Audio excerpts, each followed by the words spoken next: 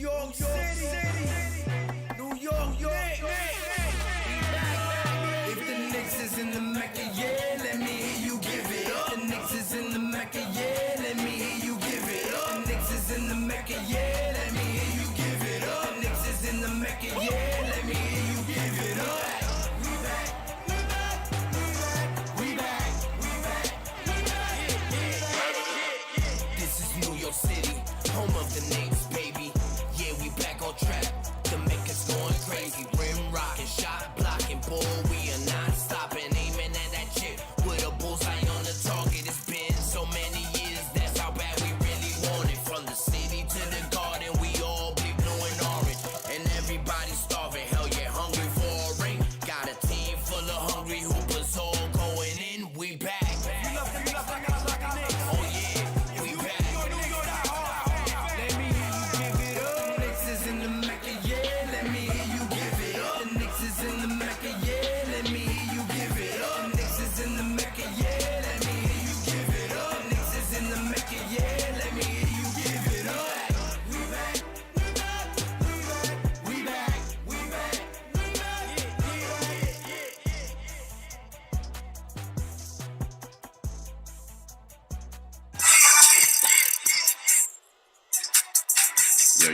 Yo, mi gente, que lo que was good? Sorry, my bad. What's good, people? Bienvenidos. Welcome Let's go ahead back. and head on to the bathroom. My family, Organic Fanatics. What up, what up, what up? Thank you guys for joining us today. Yeah, we appreciate that. Thank you for coming out. So, today, I want to thank all y'all for joining. Michael Drake, salute my people, everybody here in the chat for joining today. Today, we got some conversations to talk about. As we've been talking in the last couple of videos, we're talking about what is going to happen. We're all excited to see who are we going to go for today, who are we going to go, what are we going to do with the offseason here. So it's going to be a little bit tricky as we're looking at, we're going to see what's happening this year. A lot to talk about. Everybody's getting a little excited for who are the players we're going for, seeing who we're going to get. Tell me what you guys think in the chat, what you think the moves are. But I just want to I want to talk about a little bit about what we are going to be doing going forward. We're looking at our team, our staff that we have. I want to break down how we're going to be moving forward. If you're looking at the Knicks organization, it's what are we going to be doing? So just talking as we did in the last chat, we're talking in the last live is how we did this year. So this year we made it to the playoffs. Who we made it there with? We made it obviously with Julius Randle that everybody's talking about. If we're going to be moving forward with Randle, if we're going to be trading him. So that's what we're looking for today. Ooh, it is hot out here and it's going to rain, my people.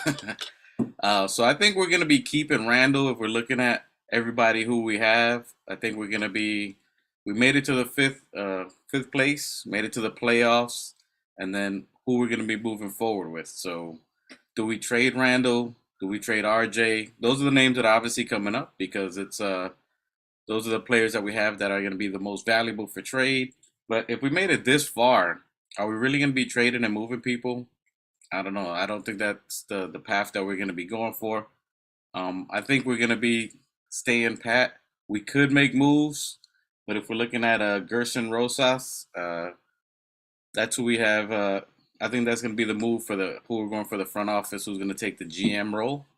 I'm feeling him on there. Today's his birthday, by the way, so salute, happy birthday to Gerson Rosas. Some things about Gerson that we could think about if he's going to take that position. He was previously with the Houston Rockets in 2003 to 2006. He was their scouting personnel. We also have him as a VIP, executive VP for 2006 to 2013. And then you also have him for the Dallas Mavericks.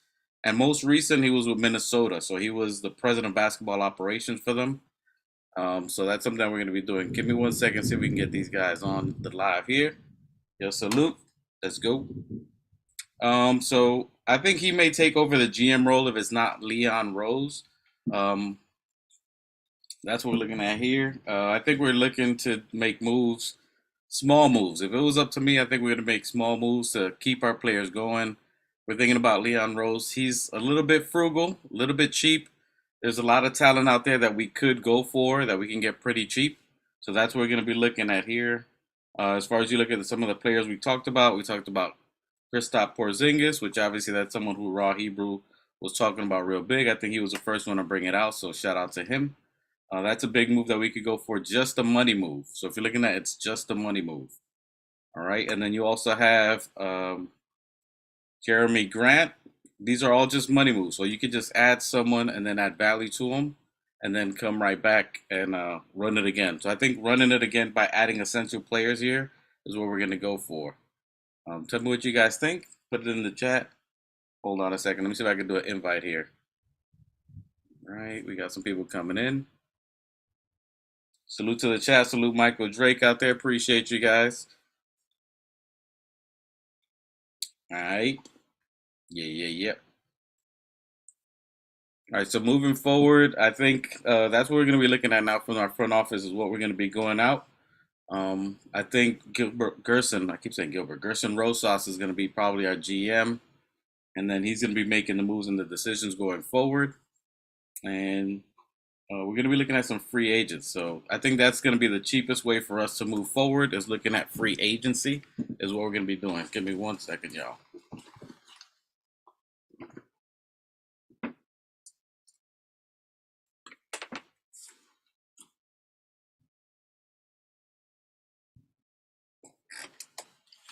Woo. Sorry, I'm sweating here. It's hot in Florida. If you don't know Florida, it's hot out here.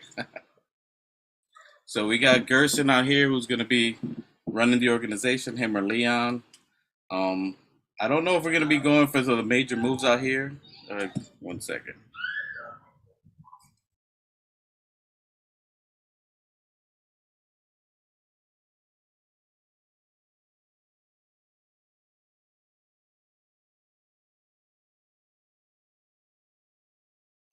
All right, guys. Sorry for the stream. Got the baby kids running around.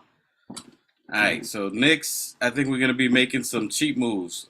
What's the smartest way to do? So we're talking about trades, whether we're going to go for any of the names we're talking about, whether it's Levine, whether we're going to be going out for anyone else. We're talking a lot of trades for RJ and Randall. I don't see us making these big moves when we don't have to. Why lose picks? Why trade assets when we've already made it to the playoffs?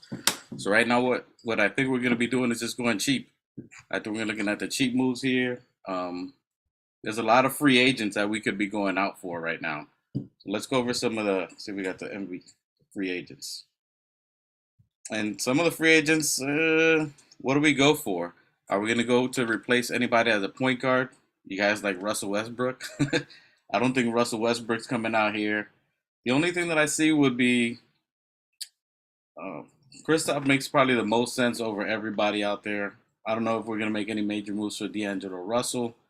We got to make all this money work. So if we're going to be spending any money, you're going to be looking at cheap. Do we go after Nikola Vucevic for the Chicago Bulls? He's a free agent, a stretch 5. He's definitely a free agent available to you.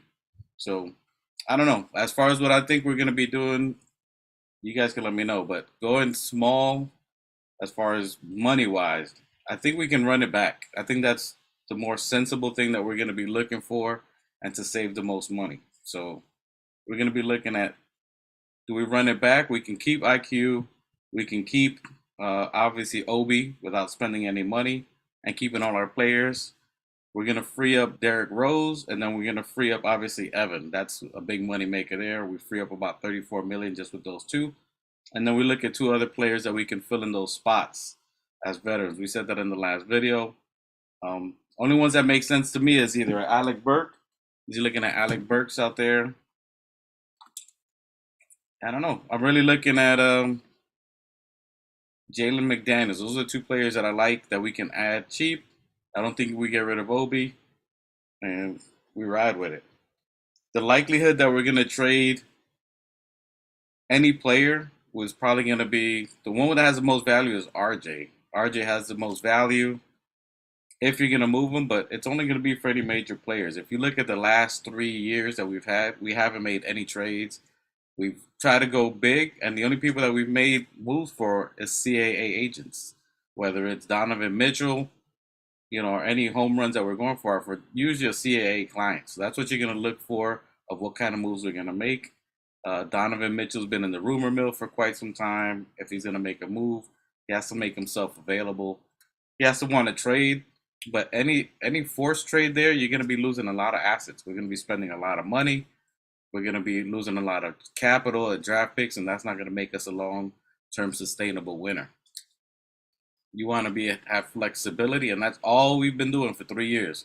Flexibility, smart moves, and prudency. So none of the players that we're talking about trading for that lands on that. That doesn't look like anything Leon Rose has done since he's been here. None of the front office, whether we're getting someone to just trade and give up a bunch of picks. The Levine, it makes sense if you're looking at how we're building players. I don't agree with it, but if you look at Levine, he's a catch and shoot player. That's what we're missing. That's what they're looking highly on. A catch and shoot player, 3-and-D players. I don't know. You got to give up a lot. You got to free up some room for that. That's going to be very interesting to see if we go for a Levine. Everybody else, Kristaps, money, man. It's just money. All you doing is moving money around to add him. I would like him as a center, starting center move Mitch. That would make a lot of sense. Grant is another money move, so you can get Grant just for simple money. Those are things that can elevate us without making any trades or losing any players. So if we can run it back and just add 2 essential players that will take us to the next level, I think that's more or less what we're looking at. And Michael Drake says KP trade is the most safest trade. KP 3 year 90 million. I like that number. That's what I definitely agree with you. So KP 3 years 90 million is a safe number to go for. I mean, he's making. I think if he turns this down, he's turning down 31 million. You can let me know. I think he's turning down $31 million, 3 years. Do you think we give him a 4-year option? I think maybe 3-year, 4-year team option for the fourth, just to give him some security. Because I think if he turns down that $31 million, he's going to be looking for some kind of security, some kind of long-term money. He's 27, I believe. So if he's turning 27, he's going to want some long-term money, some sustainability for himself. Maybe we give him a deal like how we did with Evan, a 3-year, 4-year team option. So maybe like 120 mil. So if you're looking at that number, 3-year, 90 mil, there you go. 4-year, 120. This is what you're saying. I agree with that. And the 4th year is a team option to see if he plays. As we're talking about that new CBA deal, they're going to have to play 65 games or more in order to qualify for any major money, and not only that, for any trophies or any player defensive of the year. And those have high impact on how much money they could make. So they got to be available. So even with that new CBA might even help us with Thibodeau's overplaying players. Players might want to say, hey, you know what? I don't want to play 40 games, 40 minutes every night, and they might start expanding rotations, expanding how many minutes players get. So that may free up Obi minutes. That may free up other players. That way they can last longer throughout the year, so they can get their major money and be available towards the playoff season. So that does look like it makes some sense there. 4-year, 120. I like that KP. What do you think? Do you guys think that we trade Obi? Should we trade Obi? Should we trade IQ? Now the option is we really don't have to. They're not available for that till next year. So that's something that I think we can really think about to say. I think we can just keep them, see what their option is, see what their value is. I think we hold on to IQ. He could go for major money. We could throw an option on there for him to make money, but I think he could bet on himself. But we really don't have to sign him to this year. It only makes sense for him to not take any extension, play it out to the sort of the end of the year, and see how much he could make. I think it'll be a big thing out there. And I agree with you. So Michael Drake says no IQ trade. He's been our most consistent out of everybody we've had besides the big investment we have with Grimes. Grimes is going to eventually develop to that 3-and-D, the catch and shoot player that we're looking for. I think this offseason will be big. So health is a big thing for Grimes to stay healthy and stay consistent. So you think IQ 3 years, 92 million? That's a lot of money for 3 years. 30 mil a year. I think they would space it to somewhere around 25 and maybe a longer contract. 30 mil a year. I mean, the money's about right, 80 to 90, but I think they do a 4-year because you want to keep them longer on there. So see how you can keep them quite a bit. But he's going to require some money. and why not keep your homegrown products? I think that's something that we're also trying to do to keep our products that we've developed. We've drafted well. This is one of our draftees, and then he's developed on there. So you can keep IQ, you can keep Grimes. You ideally want to keep Obi, but is Obi going to be happy with playing the limit amount of minutes that he plays? So, yeah, 4 year 92 is about right. That's definitely something that's doable. You want to keep him at least for 4 years. He's young enough, so you want to give him a good long contract. The cap money is going to go up, so in the 90s isn't that as much as you think it is. That's really good. That's somewhere where you got Brunson. I think they might do a 80 to 85 because I mean it's close to Brunson. He did play good as a starter, so I don't know. That's a pretty good contract. So he goes. I mean, he stays. Obi is an option on there. As talented that he is, and we love him, I think his age is a big thing. So it's not only the timeline. We got him when we thought we were going to get rid of Randall. I really don't think Randall goes anywhere. He's our most consistent player. He obviously has his peaks and valleys where he's going up or down. So that definitely makes a difference on there. But I think Randall's going to be here to stay for a while because he's our most consistent cog. He gets the team going.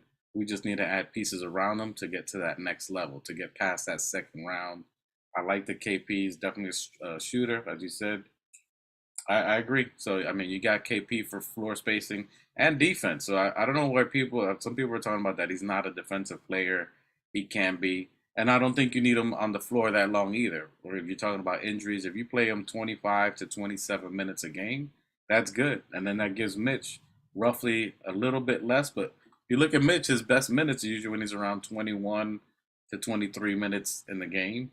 He's usually in that time frame. You want him to be there longer, but whether it's foul trouble or he's tired or he gets injured, so um, that's going to be pretty key. So if we can get both of those that'll be a huge solidification. And what we're looking for, someone to stretch the floor. You also have Grimes that can stretch the floor again for health for him. So I don't think we don't need much changes in our starting lineup. The starters are pretty good, other than KP if we get him. So there is big rumors and talks about him. Do we have a reunion? Can some fans let it go? I'm not gonna lie, I was booing him. I went to a couple of games and I was booing him. So, but I think we could welcome him back with open arms. It's just talent, man. We can't hold on to grudges forever. Can he help us win? That's all we're looking for as Knicks Nation, as a Knicks team. We're looking for going to the next level. And that window we spoke about, if you look at Leon signings, whether it was from uh, everybody from Brunson to RJ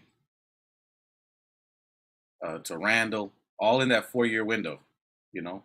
So I think that's going to be a time frame for the 3 year 4 year window between KP, IQ.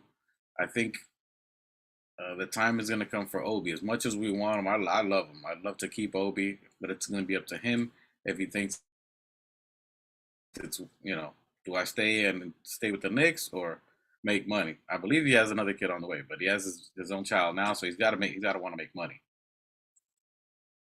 Yep, that interview is very interesting. So if you're looking at the interview, Drake's bringing up here, Michael Drake, he did leave a lot of doors open. I mean, it's smart moves. When you're looking at the interview that he's talking about, yeah, he likes Washington. He was traded there, so thinking smart. Yeah, I would love to stay here. Love the opportunity. All that means is whoever gives me the most money, I'm willing to roll with.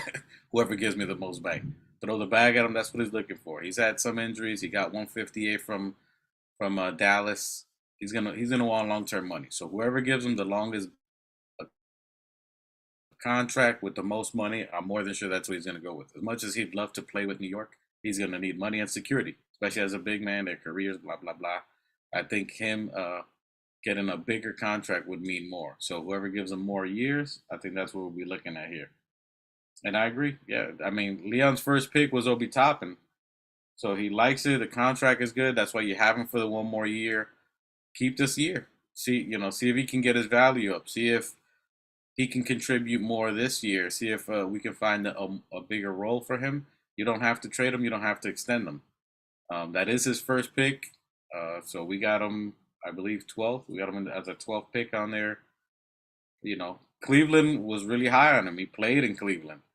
They got a Coro instead of Obi Toppin, so everybody thought that they were gonna take Obi Toppin instead of Okoro, and Okoro shot up, and we see that's not working out for them.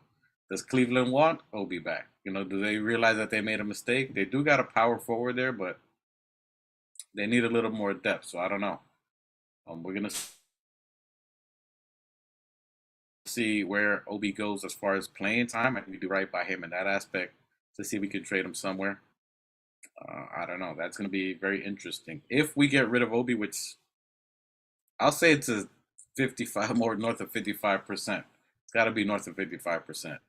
It's unless it's him. He's going to want to say, I want a bench role. And I don't think anybody at the 12th pick wants to be a bench player.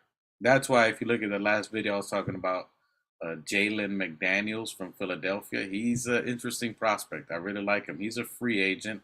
He would be cheaper, and well, not cheaper than Obi now because he's on a rookie deal, but he would be cheaper. He's a 3-and-D player. He can catch and shoot. He can finish. He's someone who would play ideal, I think, behind Randall, and then has a high ceiling. So if you guys get a chance, look at him. He played for the Hornets, and then he's now in Philly. Does Philly re-sign him? I don't think they do, and he's unrestricted, so it's giving him money. It's not like he's a restricted agent on there.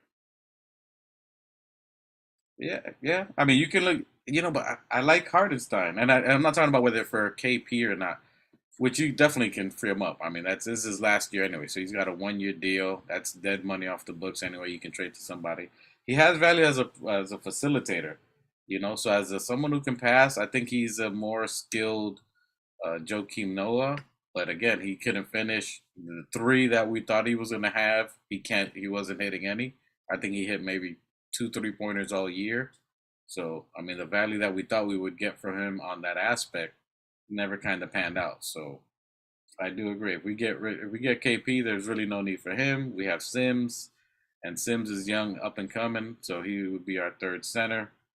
On power forward, I don't see Hartenstein as a power forward unless in rotation. You know, Yep, I agree. Yeah, I would definitely let go of Hartenstein to get Jalen McDaniels. I mean, if you look at him, he's a tall defender, power forward. You can kind of slot him in a small forward if you have to. He's a good shooter, really good shooter. He's a catch and shoot big. He can hit from the corner three. He's really good there, and he's a good finisher. If you look at him, he's nice off the glass. He can finish. He got good post moves.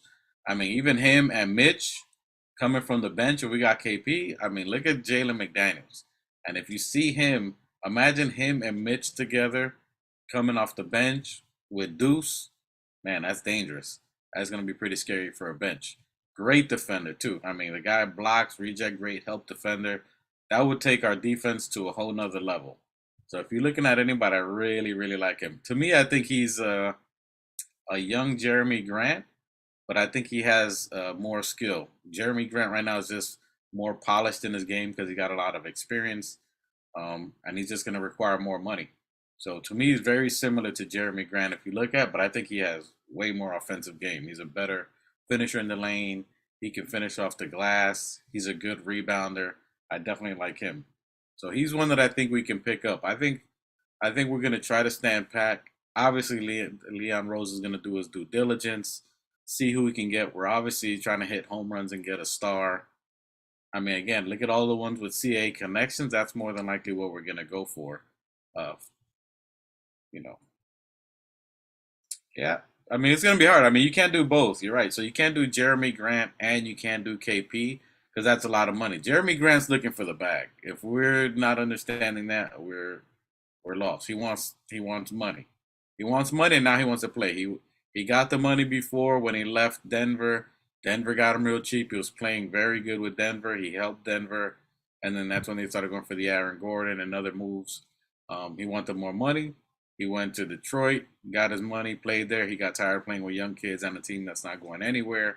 Then they traded him to the Blazers. He wanted to compete with the Blazers, but you go to Portland, you're in the West, so it's going to be very difficult for you to get anywhere remotely to the finals in the as a Blazer. So he wants to supposedly compete and make money. So he wants to go to a team where he can compete and make money. So it's going to be him or KP. And if I have to choose, I agree with you. I definitely would go with Kristaps Porzingis. He has a bigger element. He's 7'3". He's a very good shooter. I think he's definitely the better shooter out of him and Jeremy Grant. Um, and KP's a great defender. So he's definitely even a better help defender. So and that's gonna solve what we have, the need that we have now. The reason we're looking for someone who can catch and shoot and stretch the floor is because our starters are clogging the paint. That's why we put so much hope on Grimes as a catch and shooter, and he struggled this year. Obviously, a second year player guarding every team's best player, that takes a lot out of you. So hopefully he's working on his conditioning and consistency on his shot. So that's where we're putting a lot of hope on him there and see how he can develop on that, you know.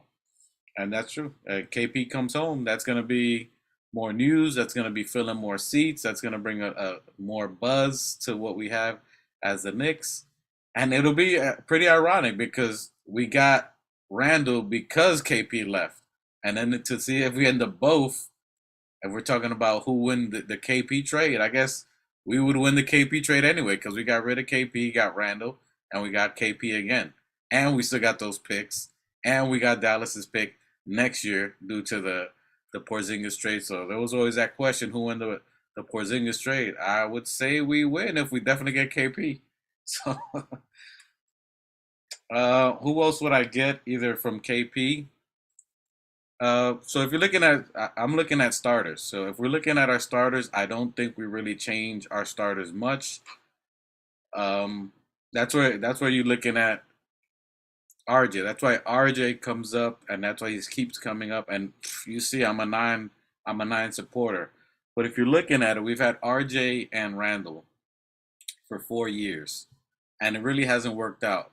RJ, Randall, and now you got Brunson, and they're clogging the paint. They're both clogging the paint, and I'm an RJ supporter. He's getting better in the lane, but if he's not shooting or stretching, I mean, this is the option that you have with RJ. Either he comes off your bench or you trade him. And he's the one with the highest upswing, the highest value because of his age, because of his contract. We gave him a very good contract that was basically low compared to most people who he's played against, who's been in his class, and he has a high upside because of his youth, his strength, and his condition. He's definitely durable. He plays every game, every year. So there's some upside to him. So there's more value for him as compared to Randall. You're not going to get anything equivalent to what Randall can do, and you're not going to get anything back. Are you going to get an All NBA player? Are you going to get an All Star for Randall in return? No, maybe picks, but we're not taking steps back. That's not anything that what Leon Rose wants to do. That's not what Dolan wants. That's not what we want. So more than likely, Randall's staying unless you can get some other player on there. So if you're not going for KP, which ideally you would, makes sense. We're going to put that obvious answer to the side as you ask him because KP is just money. You don't have to trade for him. You don't have to lose picks or someone of that stature. So if you get rid of him, what position do you fill? You're not going to get rid of him. So JB is staying. Grimes is more like that, unless you get a really good two. So I agree. So Randall is loved by the front office. RJ trade will get us to the. That's what you're looking at. So there's two positions really as the starters that you'd be looking at possibly to move or to get better in that sense. So either you get a really good center who can stretch and play defense because you don't want to go backwards on defense. We're known as a great defensive team with Mitch there. So if you're moving Mitch, you gotta upgrade Mitch at that position. Out of all the centers that are available out there, KP is that guy. Under him, there's really nobody else. Only other person, and again, you're not going to change out for Mitch. You got to think about if you're changing any of the starters, will Tibbs trust him? Will Tibbs play him? Will he play Tibbs style of defense? You know, so those are the things you got to look. Would he pass the Tibbs test? That's Porzingis would. He can shoot. He can defend. He's been in the system. That's someone that Tom can use. He can stretch the floor, great shooter. So that's why KP seems like an obvious slam dunk. Other than that, you'd have to be cleaning up RJ, and that's where the OB and an OB starts coming in. So you're looking at OG. The only reason they're talking about him, which you're talking about a jury. So are you going to make these big moves with uh, Toronto and your jury, whatever his name is? It would make sense because RJ is from Canada. That would be a big thing for Canada. They got a young talent who can grow. So Canada, Toronto makes a lot of sense for an RJ move. So who would you go for then? Are they if they're going to be rebuilding, they're going to keep their youth. Pascal Siakam. If you can get Pascal for RJ, that's a big move. Now that's beyond an upgrade. I think that would be the move if you can get KP just for money and you can trade RJ and picks. I would obviously prefer Pascal Siakam over OG. If you can somehow pull that move off, which let's say you give RJ, maybe you give Obi. If let's say you already have a deal with Porzingis, you got him just for money. You freed up money. You freed up the Evan Fournier. You freed up Rose. You got rid of Keel. That's your 35 mil. You got money for him. Then you take RJ's money. You get Pascal Siakam. I got to see how the money works, but overall, you can get Pascal. You give RJ, OB, 3 firsts. Maybe 1 unprotected on there, something like that, or 2. Is that worth it? And then your starting lineup, you're looking at Jalen Brunson, Grimes, Pascal, Randall, and Porzingis. Yeah, I mean, that's championship talk right there for quite some time. That's a big move to make. So that's why I think KP is very important. I like OG too, but what they're trying to get for OG is a package that you can get for Pascal. Pascal, I think, is way better. OG Anunoby, he's good, but he's not a consistent shooter. He's not available all the time, and he's definitely not worth 2 picks, an RJ, and maybe an OB, and maybe a pick. Okay, I still think that's a lot. But, I mean, if you can't make the move, I'd go for Pascal. All right, get rid of the picks. You got someone who's an all-star level player who can help defend, but at the same time, he's not that stretch shooter. He plays in the paint too, so that's why you got to see the fit. So OG is good, but what do you pay for him? So out of anybody, to answer your question, that you're looking at either RJ, I don't think Grimes is going to go anywhere unless you get some home run, knocked out apart, better 2 stretch shooting guard that's a great defender and can shoot. It's tough to see that Grimes is going to go to the bench. You'd have to get someone really, really big out there. So that's going to be some 2 first unprotected, Hartenstein and RJ. It's possible. Like the Hartenstein definitely works. So you got 9 million. You got RJ's 25 because he has a poison pill on there. So you got to get 23 million or higher for RJ. So he has a poison pill on there. So you're looking at 23 million, and you're talking about 10 million for Hartenstein, 2 first unprotected, and you can get a Pascal. I mean, that's a win right there. That's bolstering your starting lineup. That gives Toronto because they're losing Pirtle. They just traded for Pirtle, and he's an unrestricted free agent. So could they sign him? Yeah, all right. But maybe you resign him, and then you keep Hartenstein for them as a backup center behind Pirtle. That'll work for them. And then they still got Scotty Barnes, so now you're rebuilding with Scotty Barnes.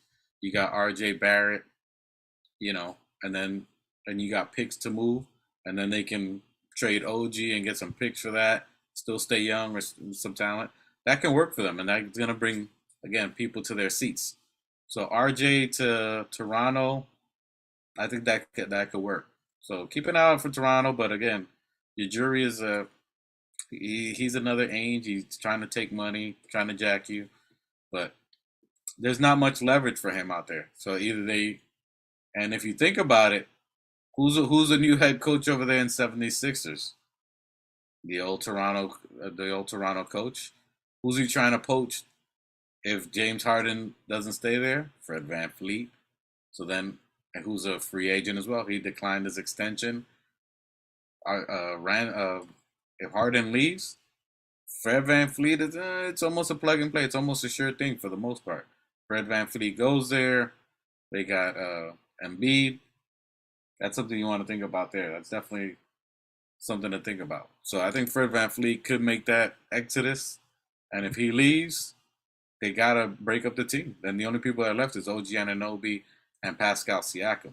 So that's gonna be something that we're gonna keep our eye out because they only have a choice: either you rebuild or you ride with what you have. And if they're going with what they have, they barely made. I don't even think they were in 10th. Correct me wrong. I don't even think they were in the 10th position this year. So they made it all the way to 10th. So you're gonna go again with the players that got you to 10th place. And they're capped on their money. Those players are costing them a lot of money. So are you gonna stay with that same team? I don't see it. I see a rebuild coming. You know, I agree. Embiid's time is running out for a chip. But what does he got? 2 years? I think he got 2 years left. I think he's gonna give it the 2 years. Let him get a player that he got a different coach. We're talking about Doc Rivers. Can Doc Rivers? He is not a playoff coach. He sucks in the playoffs, sucks in rotation. So I think he gives it the 1 or 2 years. He got 2 years left, I believe, on his contract. So I think Embiid gives definitely the chance to see what this new head coach would do, to see if they get other players. Uh, so he's going to give Morey another shot. Does he keep James Harden? James Harden is literally at the tail end of his career, so I don't know what the hype is. If he wants to go to Houston, bye, Felicia. Let him ride. Get Fred VanVleet, a younger player who can score, who can drive, who gives different options. James Harden doesn't drive no more. I mean, he does. He's a good assist player, but I don't know. You got Maxey. So, I mean, Fred VanVleet, Maxey, and Embiid. You move Maxey over to the 2. He's basically another IQ. He's a good defender. So, interesting for them. Interesting for them. So, I don't know. So, that's what we're looking at now. So, as to answer that, I think it's either going to be RJ to move, unless you get a solidified starter. I think our starter stand pack. I think we stand packed how we are and just keep adding incremental pieces and players. So this is a year, and if you're looking at why I said in the last couple of videos that we're gonna make a move, this just makes perfect sense. Now people are thinking, if you're looking at everybody else, everybody's talking about trades. We got to trade. This is the year we're gonna make. There's no reason to trade. There's no anything that you're gonna trade for. You're gonna get raped. They're gonna try to take everything, and if you do, that's why I was saying the Toronto. That's the one move you could do that's going to take you to that next level or Eastern Conference Finals. The reason we make a move this year is because we went farther along than we even anticipated. In 3 years, we went to the playoffs twice. So they're sticking with Tibbs. Tibbs is a coach, his defensive mindset. He's got the great point guard, a very good point guard that he's never had before. It has obviously helped out Jalen Brunson. I'm sorry, it's obviously helped out Randall. It hasn't helped RJ as much. So that's what you're looking for. And I was looking at some numbers, and shout out Jeremy Cohen from Knicks Film School. He did a great breakdown of statistics of shooting and scoring and the type of players that Knicks are looking for or how our team is built. And when he was looking at the numbers of catch and shoot and finishing, RJ's numbers were not that great. I'll just leave it at that. They weren't great. So I think he would be, based off what we're building, he's not what we're looking to continue forward with. That's why we give him a good contract, and that's a movable contract. That's why they give him a good contract where it's not astronomical, where it's one that you can't move him. It's definitely a movable contract, and you add some good pieces to it, like an Obi, like a Hartenstein, and you can get some good acquisition. And then again, as you were saying, you can package a couple of picks with it. So we're not in love with all our picks right now. Leon Rose has gotten picks over picks multiple times. So getting other picks is not a big deal. And actually, we got a little more ammo considering the 10th pick this year that we would have had with Dallas. If we would have got somebody where they're not going to play, so it's pointless. So I think actually that number 10 pick for next year would have more value. That we can still, wave that bait out there to add it to any other player. Now we still got a 10th pick next year. We had that with RJ for Dallas' pick. And then going from there. So, yep. Yeah, you're right. We can't waste this time with Brunson. That's what you're talking about. So, yep. And you Knicks talking about we got a lot of team-friendly deals. Big facts. So that's what I was saying. The window. If you're looking at the last couple of videos and even now, we have a window of a 4-year period. are you going to waste it, as Michael Drake was talking about? Do you waste that time? Do you waste that time with Jalen Brunson? Do you waste that time with Randall? Randall's in his prime right now. Jalen Brunson is young enough, but getting into his prime. Mitch, you got him locked up for 4 years. He's already a top offensive rebounder, a great blocker. He's developing into what he is. He has a specific role. People are asking him to do. They want him to be Kareem with a sky hook. They want him to shoot a jumper. That's not who he is. If you've looked at him, he's never been that dude. His post his his off-season workouts are as good as Ben Simmons off-season workouts. Ben Simmons looks like a monster in the off-season. Then he comes and just fizzles away. Just take him for who he is. Mitch is not a shooter. Mitch is not a scorer. We need you to do your role for offensive rebound and blocks. The one thing that I think we are not doing with Mitchell Robinson is there's no reason he is not leading the NBA in alley-oops and lobs. That he can do. People are talking about he can't catch. He was terrible catching this year because we're throwing it from his knees and below. Randall's throwing these crazy passes at 100 miles per hour like he's pitching a baseball, throwing it across, and when nobody's watching for him. So Mitch can catch. If you look at his first 3 years, he was catching everything. Above the backboard, behind the backboard, left hand, right hand, finishing, flushing. That is not his problem. You throw it up in the air, big men need to pass, throw the ball up. That's it. That's how you mess with him out there.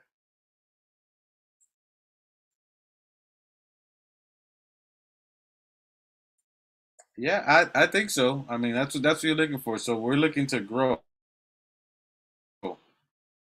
And Randall not producing, as I said in the other video, which we are, that's a concern for everybody, right? I mean, any player you have, he's not producing in the playoffs. You want him obviously to be better. He's one of our better players. He hasn't been efficient in any of the two playoffs, almost invisible. I mean, he had 15 points. He almost had 10 rebounds and close to 5 assists. So he's almost at his numbers, minus about the 10 points. Does the ankle injury take effect? Considering now that we know he had to have surgery on it, was it bad? Did he play through? I mean, we got to love our players to a certain extent. Yes, he could have done better. He played through an ankle injury. He had to have surgery on it. But what I said in the other videos before with Randall, why he's not producing, Nick Nation, he's been getting double teamed every game for 3 years.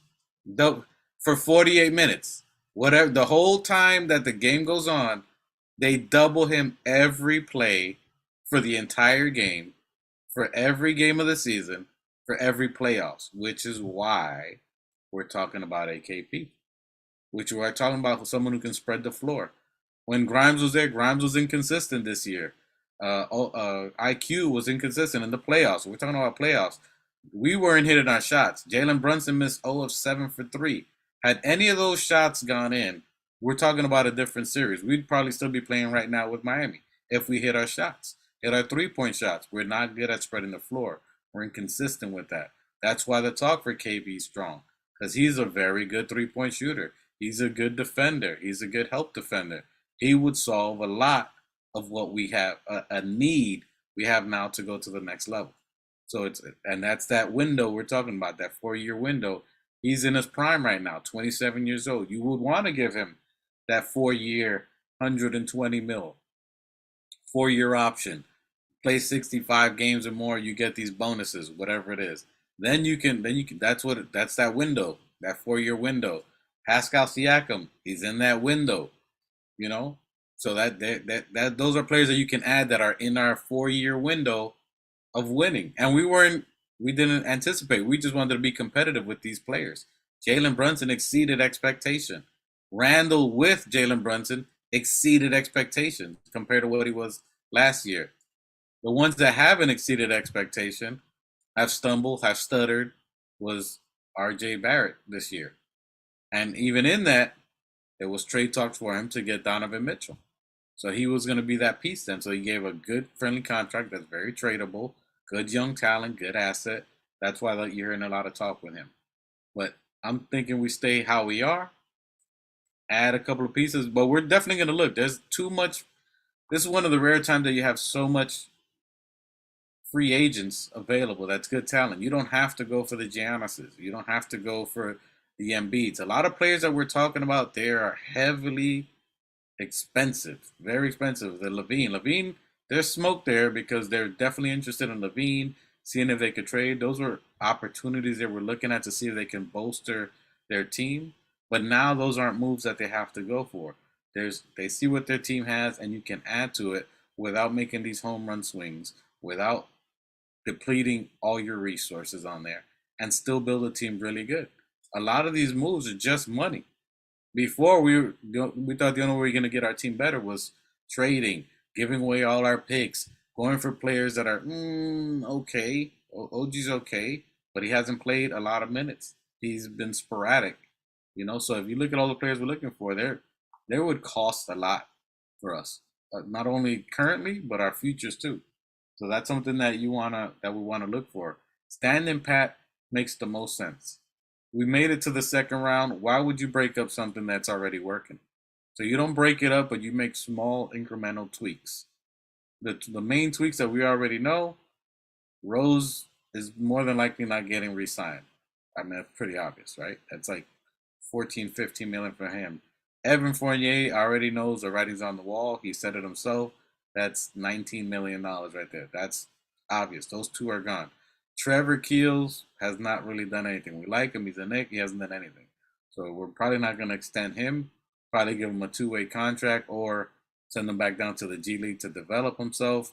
He's out of that. That's 3 roster spots. Right? So that's the first moves we make.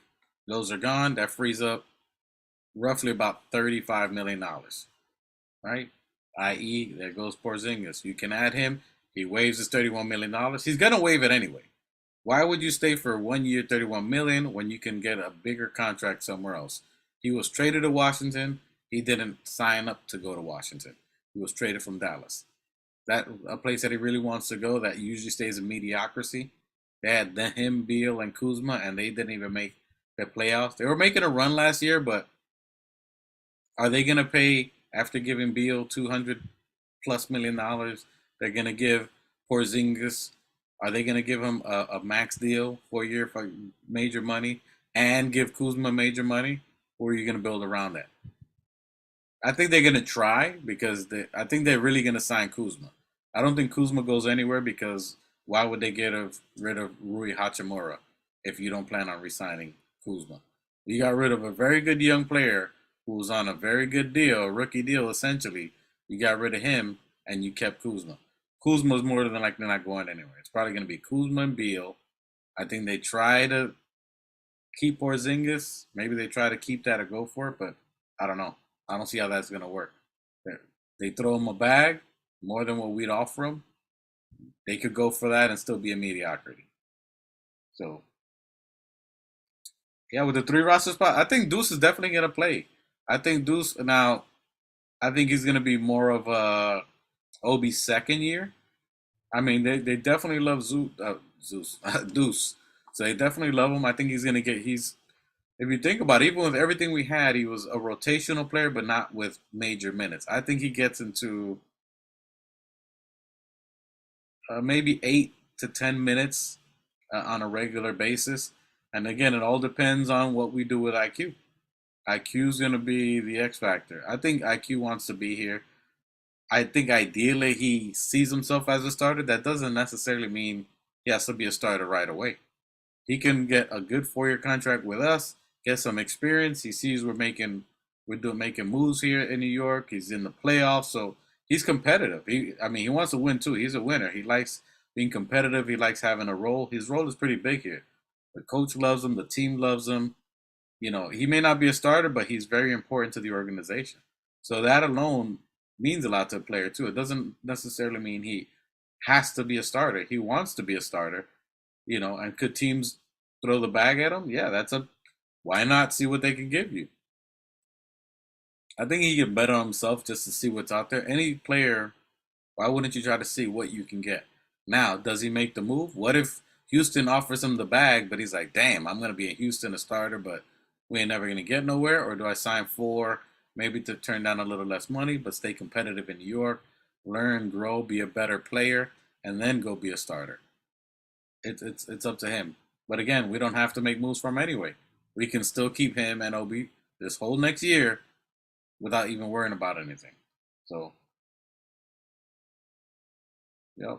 So Deuce is I think Deuce is gonna get some good minutes, but I think he's gonna be more of the Obi 10, 12 minutes, which is still, remember, I think when Deuce was playing 20 minutes, I think it was a high number. I don't know, we were like 12 and 0 or something, but we were up there. Whenever he plays, we have a very good winning percentage. So I only see him getting more and more better, more rotation minutes.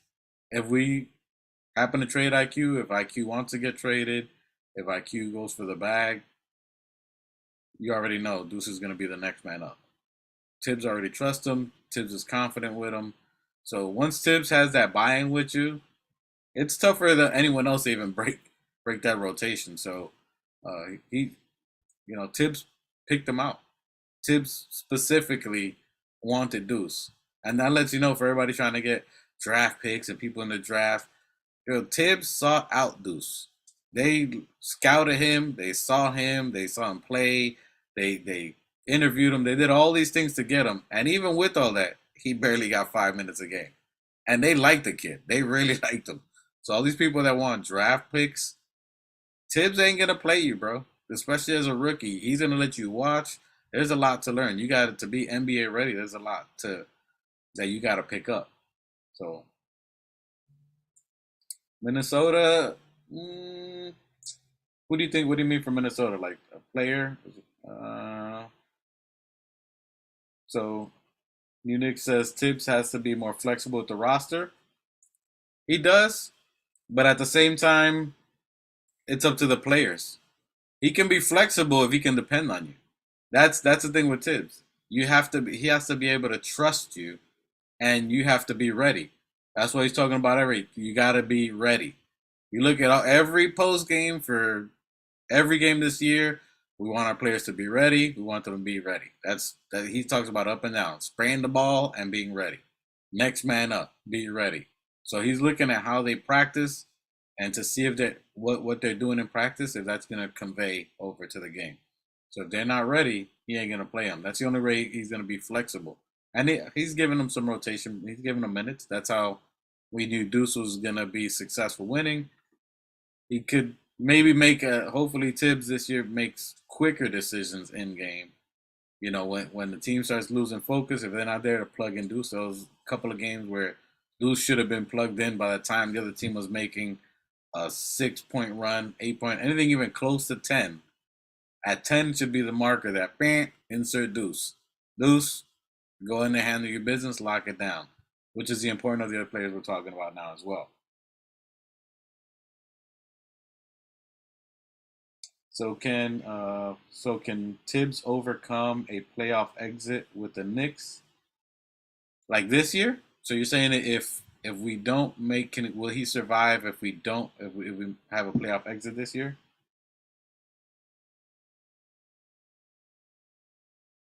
Oh, with the Bulls, I think Tibbs can, and that's what we're talking about for bolstering the team. We're not far from even advancing. I don't think there's any other team in the East. Yeah, this is yeah in his career since his career. Yeah, I think this is probably I don't know if he's. I think this was the farthest he's gone with his team, other than when he had Rose and Boozer. Other than that, but even if you look at that, let's look at Tibbs' team. He had Rose, i.e., basically Jalen Brunson. He had Boozer, which is a better shooting Randall, which Randall's a bully. And then he had Noah, a great defender, which is our Mitch. So you can see the similarities to what his Bull teams was to what we have now. And then he had uh, a solidified bench forward, who was Randall, was now is Gibson. Gibson was consistent as a power forward bench player who could be our Obi. So there's a lot of similarities to Tibbs' Bulls team to what we have now. And the way we're drafting and picking, it's very similar to how Utah was, which obviously that's why we got Gerson Rosas. That's why we got Brock Allard. So they're money wise, we're running it financially how Utah did and picking and drafting and making right selections how the great Utah teams did, and then we got Tibbs' defense and players to match more of his system. I mean, it's very similar. So if you're looking at how Tibbs' Bulls team was, it's very similar to what we have with the players we have. But now we have more opportunity. So Joakim, the downfall was Joakim couldn't shoot. He was a great passer, great defender, a great help. He was a very good one-on-one player, even if anybody switched out. So it's very similar. Noah was a great rebounder, good passer, basically a Hartenstein, well, a better defender, Hartenstein. So that's something that you can think of. That's what Mitch does, a great rebounder, great defender, not so much one-on-one and not a good passer. So that's why Hartenstein played a good role when Mitch was out.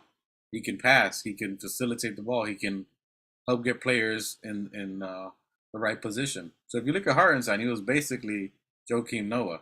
He used him in the pinch position. He had the center up top, and that's why you saw Hartenstein passing to cutters, lobbing it to Obi. So it's going to be tough to see if they trade Hartenstein, unless it's a money thing, unless it's a good, has to be a good player. I mean, Hartenstein had a real good position with us. He played a big role facilitating the offense. So for the amount of money we paid him, he did really good. He's a good facilitator. He helped out our bench and even our starters. Where you're looking at that, he was making passes. He was getting other players involved. So it's a pretty big role. So I'll be surprised if we move him, unless it's for again a major talent that we're looking for. I don't think he. I think he has to. I think he has to expand. Most teams, though, Michael Drake. Most teams go for a nine-man rotation. It tightens up there, but you can see that's almost the old way. You stick to your best nine players that you know can give it to you. That can give you 48 minutes of playing time. That's usually why it's a nine-man rotation.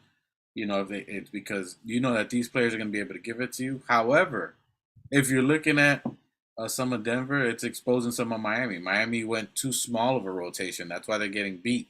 That they're going way too small. The last game they could have put in Hightower. They could have expanded it, and I think Hightower would have helped them out. It would have gave them a different look. When you're going with players where it's such a small, tight rotation, after a while, the other team figures out the habits of those nine players. So they figure out what they like to do, where they like to be, what moves they like to do. I think when you go too small of a rotation, I think it actually hurts you because after a while, the scouting is so good now. It's not like how it was 20 years ago.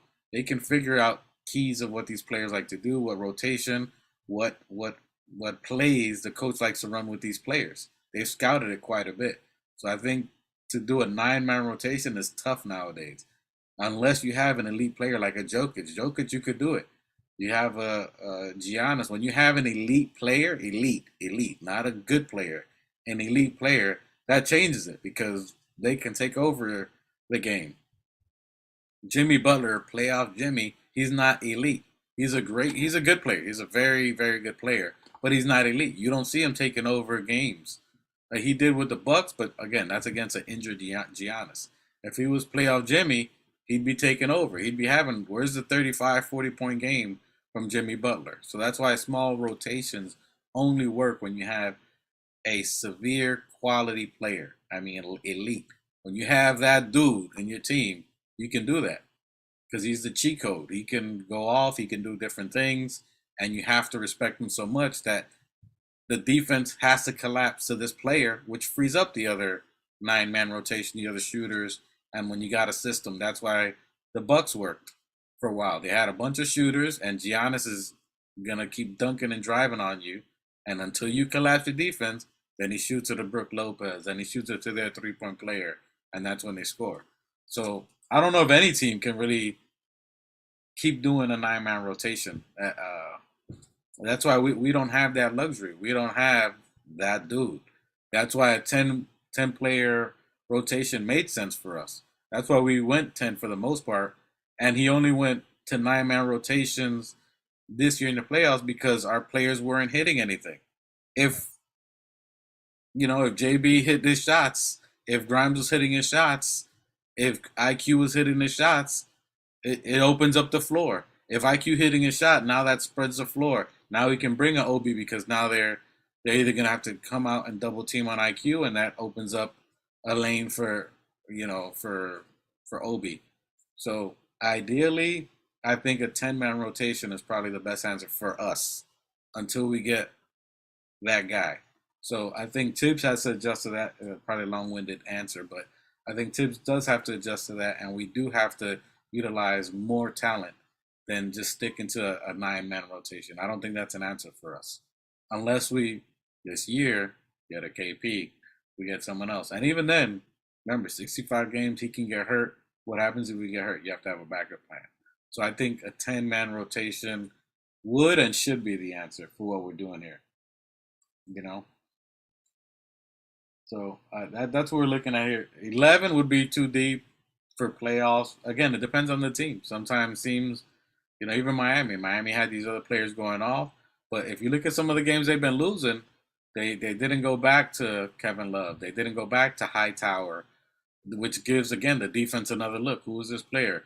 The Struce, So you got to give the defense another look. If not, they're going to cheat on you, which that's what they did to us. They just threw us in a zone because they know Randall can't hit consistent. They got lucky. Jalen Brunson went 0 of 7. He was cold, so you force RJ to shoot, which RJ figured out. All right, they can let me shoot, so now I'm going to go to the lane. So at least RJ figured out what else he can do to help. So those are the things you got to look at. Grimes wasn't hitting. Normally Grimes was hitting.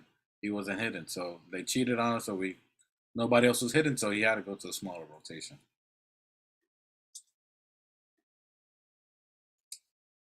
Could it be that we just ran the players down and got tired for the second round of playoffs?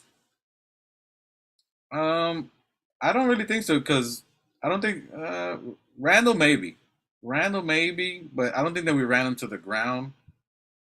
But look, Randall's gonna play because if you look at Randall and his head, he gets frustrated in the games.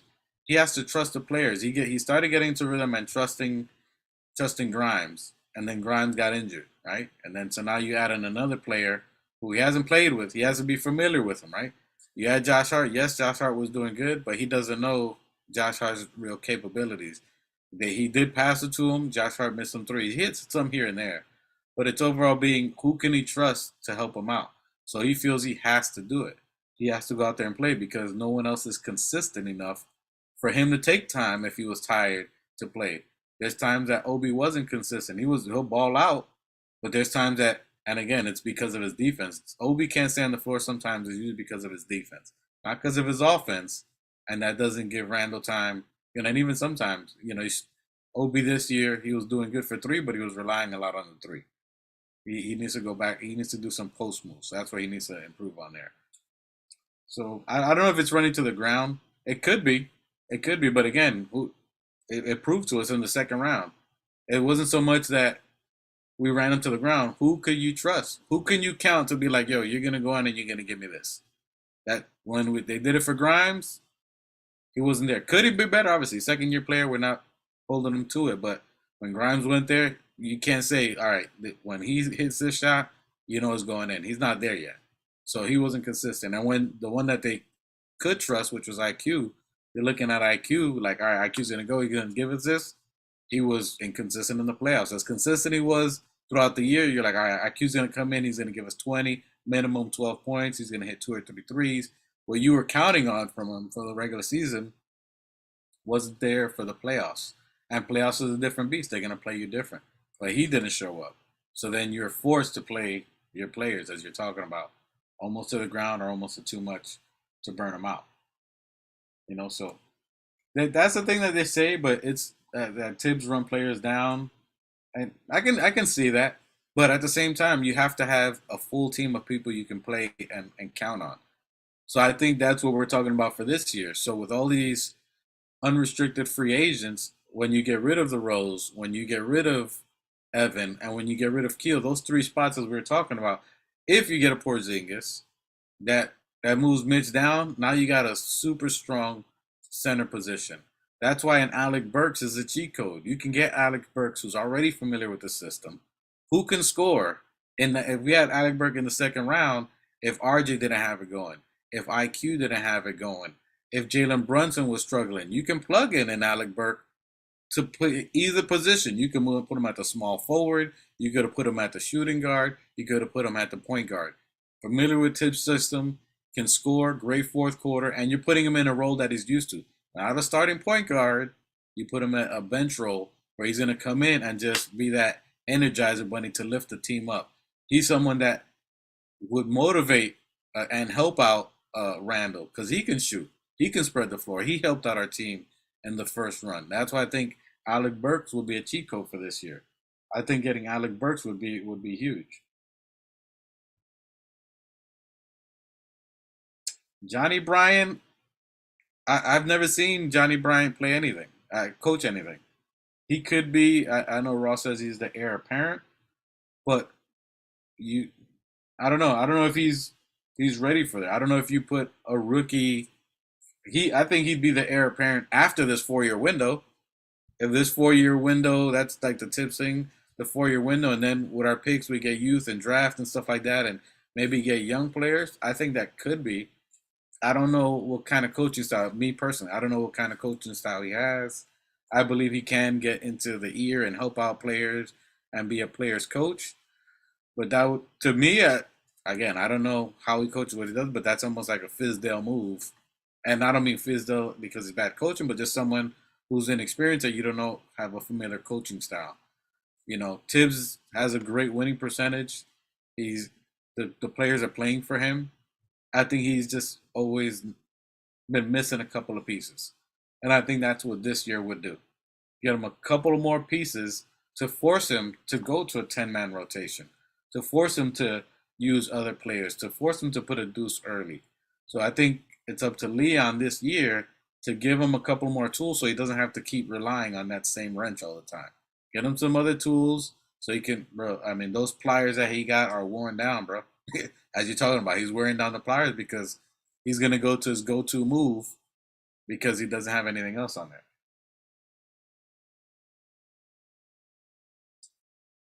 Yeah, I mean, he's definitely learning from Tibbs. So I think in the future, he's definitely going to have a great opportunity.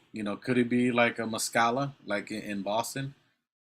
That's a rookie, young coach that can get in the ears of the players and motivate them.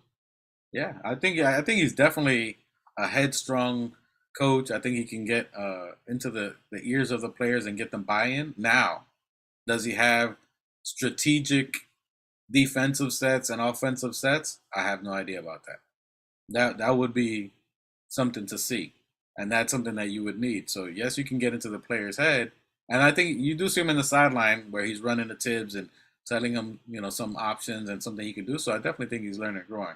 Now I don't think it's the time to pull the plug and take Tibbs out and put him in.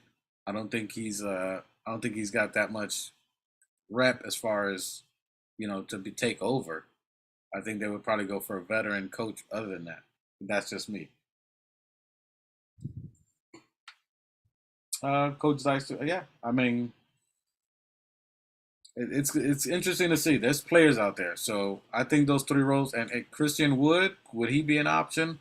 Dallas said they're not signing him. He's a restricted free agent. I like Christian Wood. He's a stretch. He can shoot.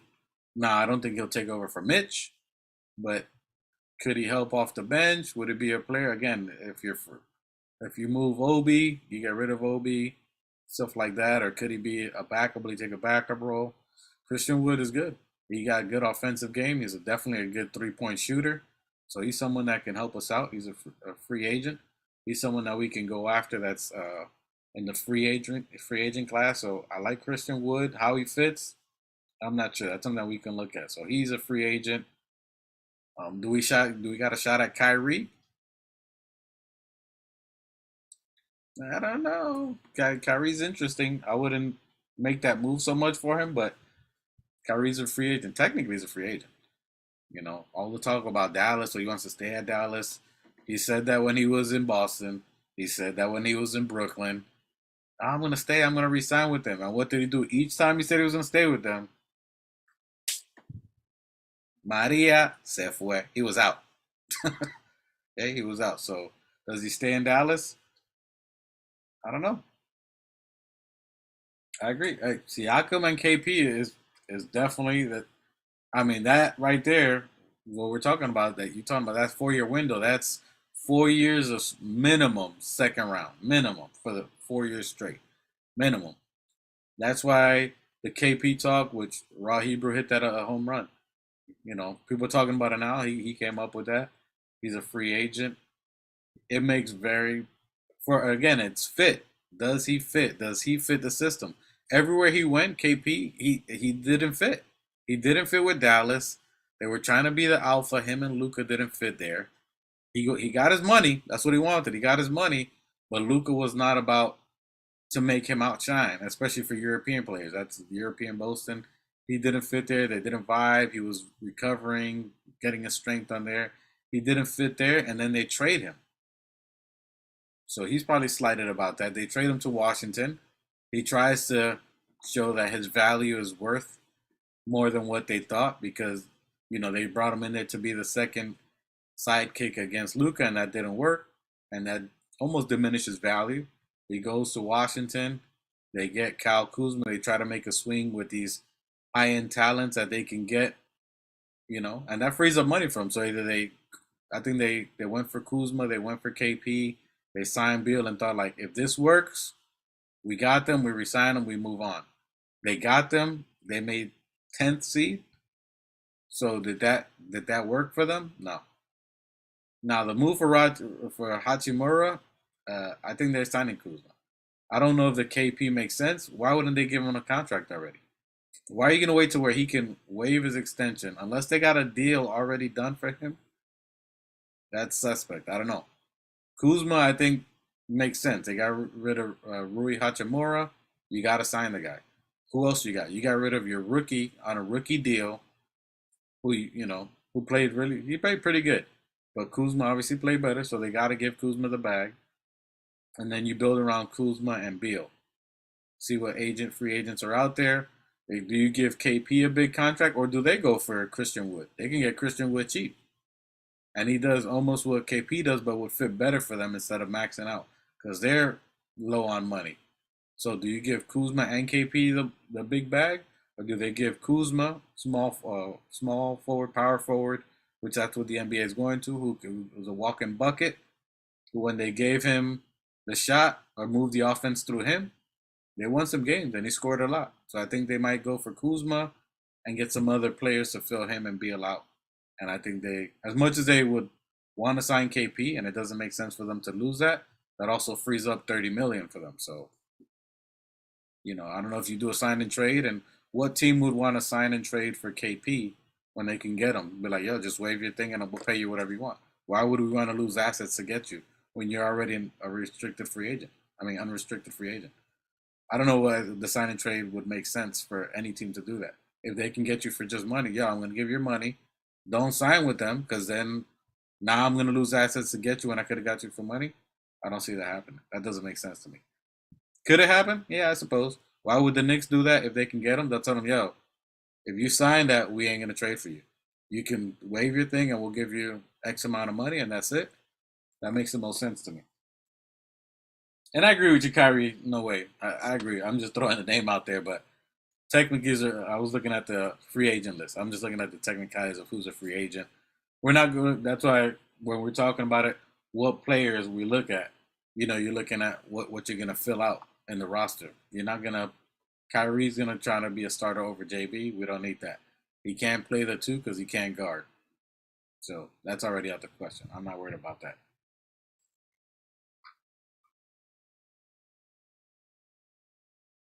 It would be the best choice. I've seen crazier moves from people, but KP makes the most sense. But if we don't get him, I'm all right with Mitch. The big question marks is, do we run it again? I think we just get Alec Burks. If we can get Jalen McDaniels to bolster the bench, that's someone high upside. You can get him cheap as well. We're close to cap money as well, so we can't take too big of a contract. I think Jeremy Grant would be another option. But if you get Jeremy Grant, that's another one. So if you don't get KP, you get Jeremy Grant. You get Jeremy Grant, where do you put him? You can move RJ to the bench. Jeremy Grant, which is basically a Siakam equivalent, a better defender. You put Randall and him. I don't know if him and Randall work together, but him and Randall would be formidable with Mitch. He does shoot better, so I like a Jeremy Grant to start with Randall, and then you move RJ to the bench. You already got a contract. You ain't gonna complain, and he plays better with the youth anyway. He's young enough. You move him with the bench, and you're rocking and rolling there. So I definitely like Siakam, but again, your jury's gonna want a lot for any of them. Anybody we try to go after, they're gonna want a lot. So what are you willing to give? Look at who you talking about. Rihanna has not made any crazy moves in the 3 years we've had him. He's not gonna make any crazy moves, and he's not gonna get fleeced on the deal, and he's not gonna lose his shirt on any of the deal. He's always won in every move that he's made. That's why I think we're going frugal and standing pat. All you could do is throw money. You got Brock Allard. You could talk to KP. They're talking to. I'm more than sure they're talking to KP already. Yo, waive your extension. This is where we're gonna give you. If they give you more, good. If they're talking about sign and trade, we're not signing and trading. We're not gonna trade you and lose assets when we can get you for money. There's no way there's a sign and trade. It doesn't make any sense. There's no reason why the Knicks would want to help out Washington. They don't have to. That makes zero sense. I mean it's a possibility, but why would Knicks want to help Washington when they didn't? They could have done it in the middle of the year, give him a ridiculous amount of money and trade it. You know, Grant if not KP. Yeah, I mean that's why. So you got to look at either or. Again, we're looking at who's going to fill what you already have. You're built. We have a core. What's going to either improve the core that you can do. We need 3 and D for the most part. We need people who can space the floor better. All right. So RJ, the leap that we thought he was going to take from three this year, considering last year he had close to 40% at a period in time. You thought that was going to be the next step this year. He kind of regressed on the three. His efficiency is taking a shot there. So those are things that you're looking for. So if anybody's going to take either a bench role, would be RJ. And RJ plays well with our bench, so it's not that hard to fathom could RJ come off the bench or play with our bench team. That'll make it a very formidable unit. He'll be the better driving person to the lane. He's good taking it to the lane. I think that'll free up his game if I'm being honest. I think that'll free up his game more. Where he plays with Deuce, and he's playing with Hartenstein. Hartenstein will find him as a slasher. Even if he plays with Obi, if we still have Obi for the year, Obi can space a little bit more. So I think that actually helps out quite a bit. You get a Jeremy Grant or Kristaps Porzingis that solidifies our starters. You move RJ to the bench. That makes the most sense. RJ would have to take a bench role if we keep him, and we get a better starter. I don't think he's going to complain. He already has his money. It'll help improve less pressure for him as a starter, and then he can work on the efficiency and play with the youth, which would be then they would take the baton after these veterans, that 4 year window, the JBs, the Jeremy Grant or KP, the Randall, they're the 4 year window. RJ's 22, so if you got RJ, Grimes, IQ, and get rid of Obi because Obi's 26, and another young player, maybe Jalen Daniels. Those are young players that could be the players after these veterans go. So that's how they're looking from what I see, the Knicks front office trying to build. So these are the moves they're making. They're trying to get these players for the next 4 years, great veteran players that can teach the younger players to take over once they're done. When they're done, then we got the next baton of players. So RJ makes sense coming off the bench with the other youth to be basically started for a while, but I think he definitely needs to come off the bench if he's not traded. And I don't think he should be traded. I think you just get a better player than him for that position. I think he's just not efficiently ready for what we can provide, what he can provide. I think he needs time, and me coming off the bench would make the most sense. And sorry, the sun is killing my background. I agree. Yeah, Grant would motivate RJ if RJ goes to the bench, and that does help RJ. It's not a bad thing for RJ. If RJ comes off the bench, I think that's a lot less pressure for him. He's pushed to produce, which is fine. That's what you're supposed to do in the NBA. But I think that's the moves that we're trying to do now is solidify the starters. Who can we get a starter? Jeremy Grant would make a great small forward. Huge defender. Great. He can shoot three. Now, if you can get, again, you can't get both because it's going to be a lot of money you're going to pay. especially if you keep an RJ. So it could only be KP or Grant. So you keep Mitch out there. So it's really up to KP to waive it. If he waives it, we're golden. And then if it's KP, I would like KP would be the number one option. You get KP. You're probably gonna have to move Obi, but you don't have to do it this year. Ride with what you got. Ride your players now. You can talk with IQ throughout the season what you're gonna make them, as Drake was talking about, the 90 mil, 80 to 90 mil range. I think 4 year 88, something like that would work. I think that's a very good number for him. So maybe like 22 a year. That's a good number. 4 year, 22 million. Player option the last year. I think that's showing them that they want to keep him. A good respectable number. 22 mil is a good number for him. So Siakam and KP would be good. But see, remember, he's making a good amount of money. So if you get Siakam, but again, that's if you're trading RJ, that frees up. That works. That would be ideal, but how much do you give up for it? And what are you willing to give up? Now, for a player like Siakam, I think it's worth 3 picks, players, RJ, Hartenstein, maybe a little sweetener with Obi, and maybe 2 picks. But if you give an Obi, you can't throw 3 picks on top of that, and now you're doing too much. You make RJ and Hartenstein for similar for the money to match, Obi to give them some talent, but I don't know if they go for Obi because they have Scotty Barnes, unless they move him to the small forward on there. You know, it's a lot, but I mean, if you get Siakam, I think the Siakam move is, I think it's going to be after whatever move you make. I think KP and Grant would be the first look because they're free agents right now. So right now, that's going to be the first conversations you have before trades. So I think KP has till the 28th, just before the 21st, before draft, to waive his extension. And all the other players too. All the players that have extensions, they have up to the 21st of June, right before or right around the draft time, to waive their extensions so they can make moves. So this is where teams are going to either be trading players for picks, and you're going to see a lot of movement out there. But Siakam and 2 first-round picks, 2 protected picks, and Hartenstein. Are you including RJ there? Because Siakam 2 first rounds and Hartenstein, the money got to match.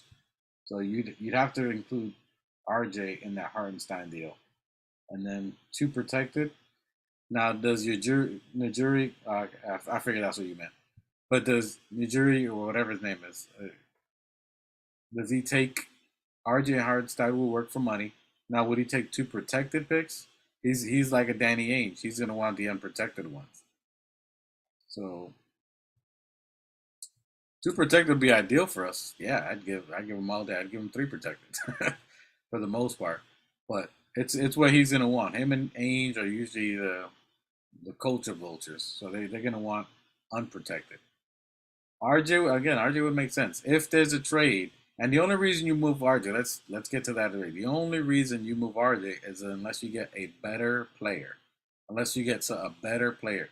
You're not going to trade your youth, your 3rd-round pick, someone who wants to play for the Knicks, which is huge. Wants to play for the Knicks. His dream to play for the Knicks. You don't want to kill that.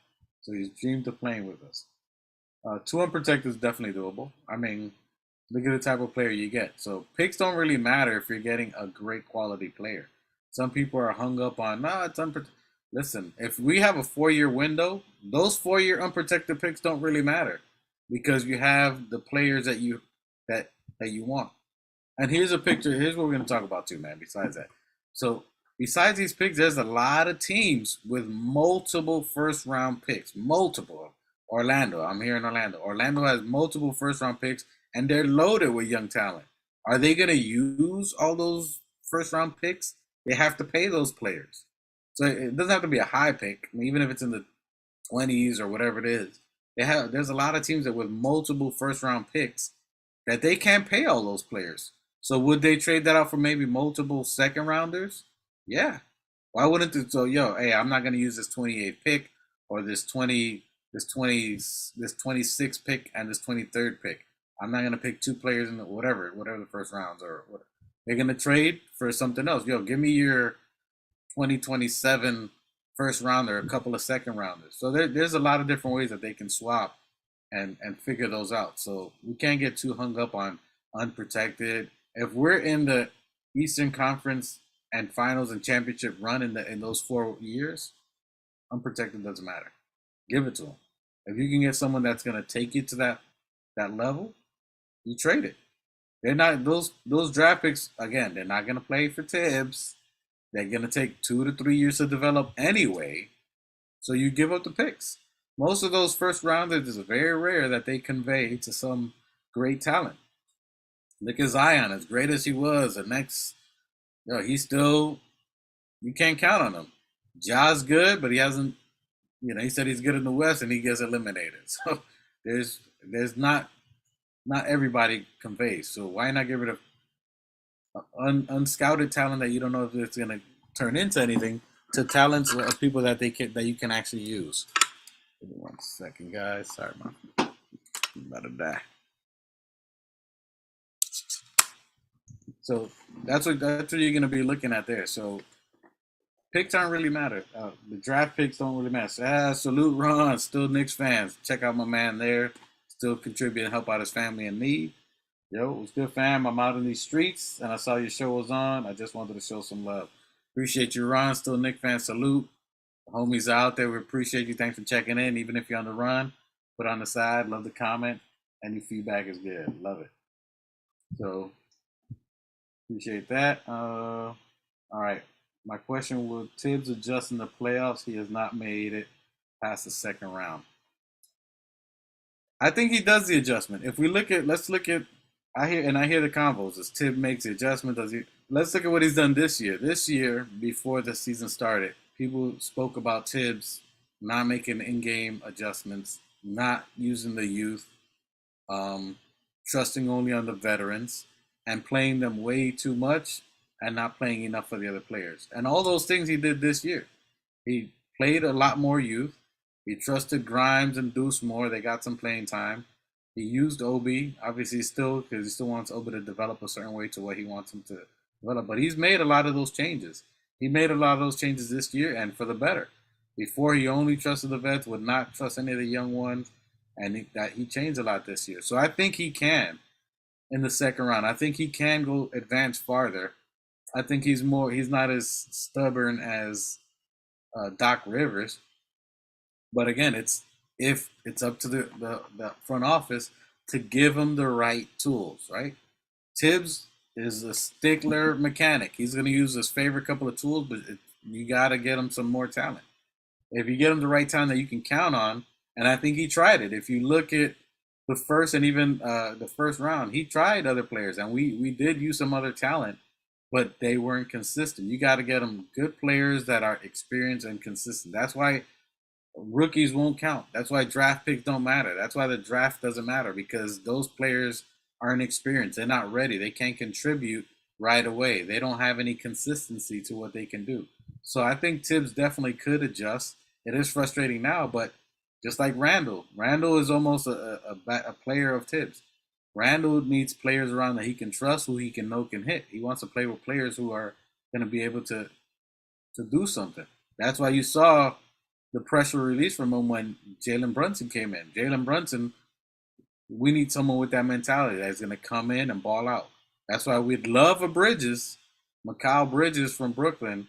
I think he's going to be the number one. Out of anybody, I'd love to have him and KP. That's my ultimate number one. You do that for sure. The backup to Mikal Bridges would be a Jeremy Grant, and so on. And they played together, so there's a lot of history there. I'm not sure if he's CAA. I think he was, but anyway, long story short, I think he can. To answer your question, Michael Drake, I think he can. You know what I mean? So I think he is the right players. Again, if he had Porzingis, do you think that'll help him in the second round? It's going to relieve a lot of pressure. He doesn't have to count on Randall, or he can pull out Randall. If he has a Porzingis that's hitting his shots, that's stretching the floor, and let's say Randall hurts himself or he's exhausted, then he can pull him out, and now he can throw in OB, because we're spreading it with him, so that gives OB a lane to cut, to slash, to dunk. So now he can kind of tinker a little bit with his rotations because now it gives him a different look. If the other players aren't contributing, he doesn't have another look to tinker, so he has to go with what he knows, and that's why you see that 8, 9 man rotation. You know, so that's what we're looking for. So now it's up to the organization now this year to get the right players for him, so that way he can make those adjustments, so he can make those moves. He needs more talent. We maxed out with what we had. I mean, we hit home runs with our youth and our draft picks. IQ panned out, Grimes panned out, Deuce panned out, Obi panned out. Which again, these weren't expected. These were 3 years ago, and now we're talking about them having to pay them or forced to trade them because they panned out. Normally, it's like, all right, these guys didn't play. What else are we gonna do? So now we're on the good side, probably our best scenario, where all our draft picks panned out. Again, 3 years. It took 3 years for them to develop. So any draft pick you get now is not going to be ready for 3 years. So they've developed. They're ready to go. Now it's what do you pay them? Are they willing to play these roles, or do they want to go past that? So they've panned out. Grimes is a legitimate starter. 3 and D, what we needed, we got it in the draft. So you got him on a rookie deal for the next 2 years. No brainer. You keep him, you push him there, unless you get these high talent. Yep. And I do. I agree too. So that's why we're talking about this year. So now is where the moves come in.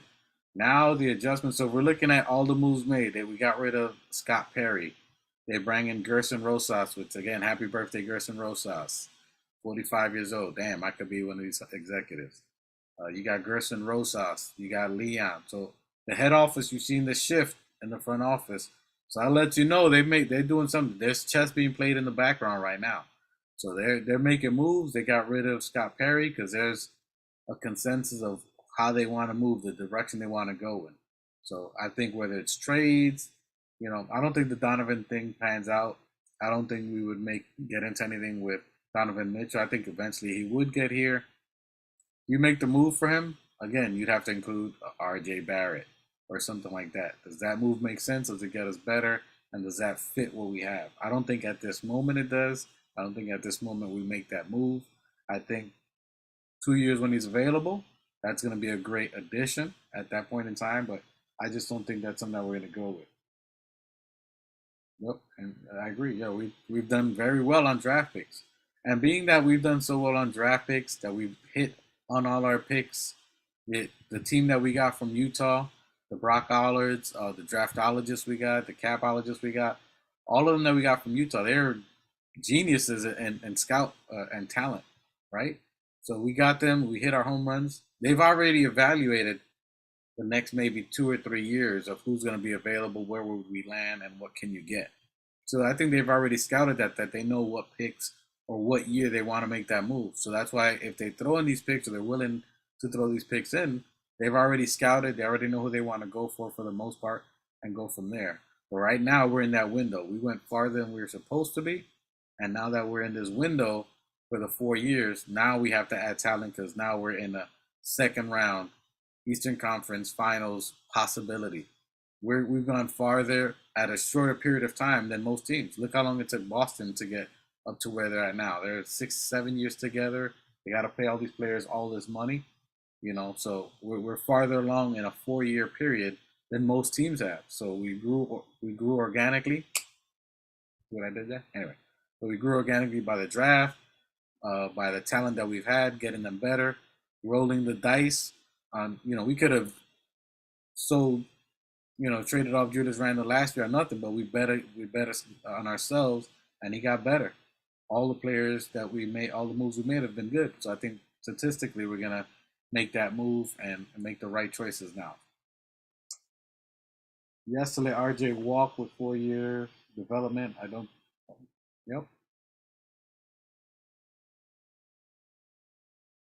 Yeah. So that's what we're looking at now. So the way our team is now, I think we're just gonna build off of it. To make any major swings, the Levines, all of the Embiids, you, all the cards have to line up perfectly for all that. And would those teams want to lose all these best players for what? Now Chicago's the only one because there's smoke around that CAA connection. They've been talking for 2 years. It's possible, It's possible, but where does he fit? You move RJ, that just the fit doesn't match.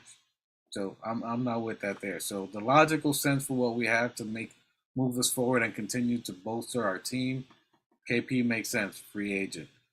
Jeremy Grant makes sense, free agent. Alec Burke makes sense, free agent. So where we're gonna win here is free agency.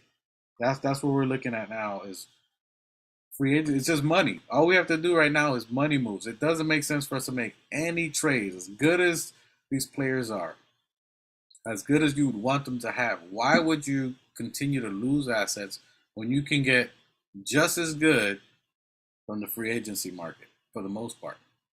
They're all available there. There's talent there. That's why I mentioned the Jalen McDaniels. He's someone who's already played for a couple of teams. He's experienced. He's young. You can get him cheap. Great defender. What it would take a rookie to be to get that talent 3 or 4 years when he's already had it. So it just makes sense to make smart moves. Just get players who are already experienced. Matisse Thybulle, I like him. Not that great of a shooter, so we need shooting, but he's a great defender. Did he help bolster the bench? That's possible, you know. So KP and Burks automatic. There's nothing else we need to do. That's just money. You get KP, 4 years, 30 million, whatever the amount was, 120. You had him on there. You can get Burks, and then you get Jalen. Then you get Jalen McDaniels. That's the three players again: Fournier, Keels, and Rose.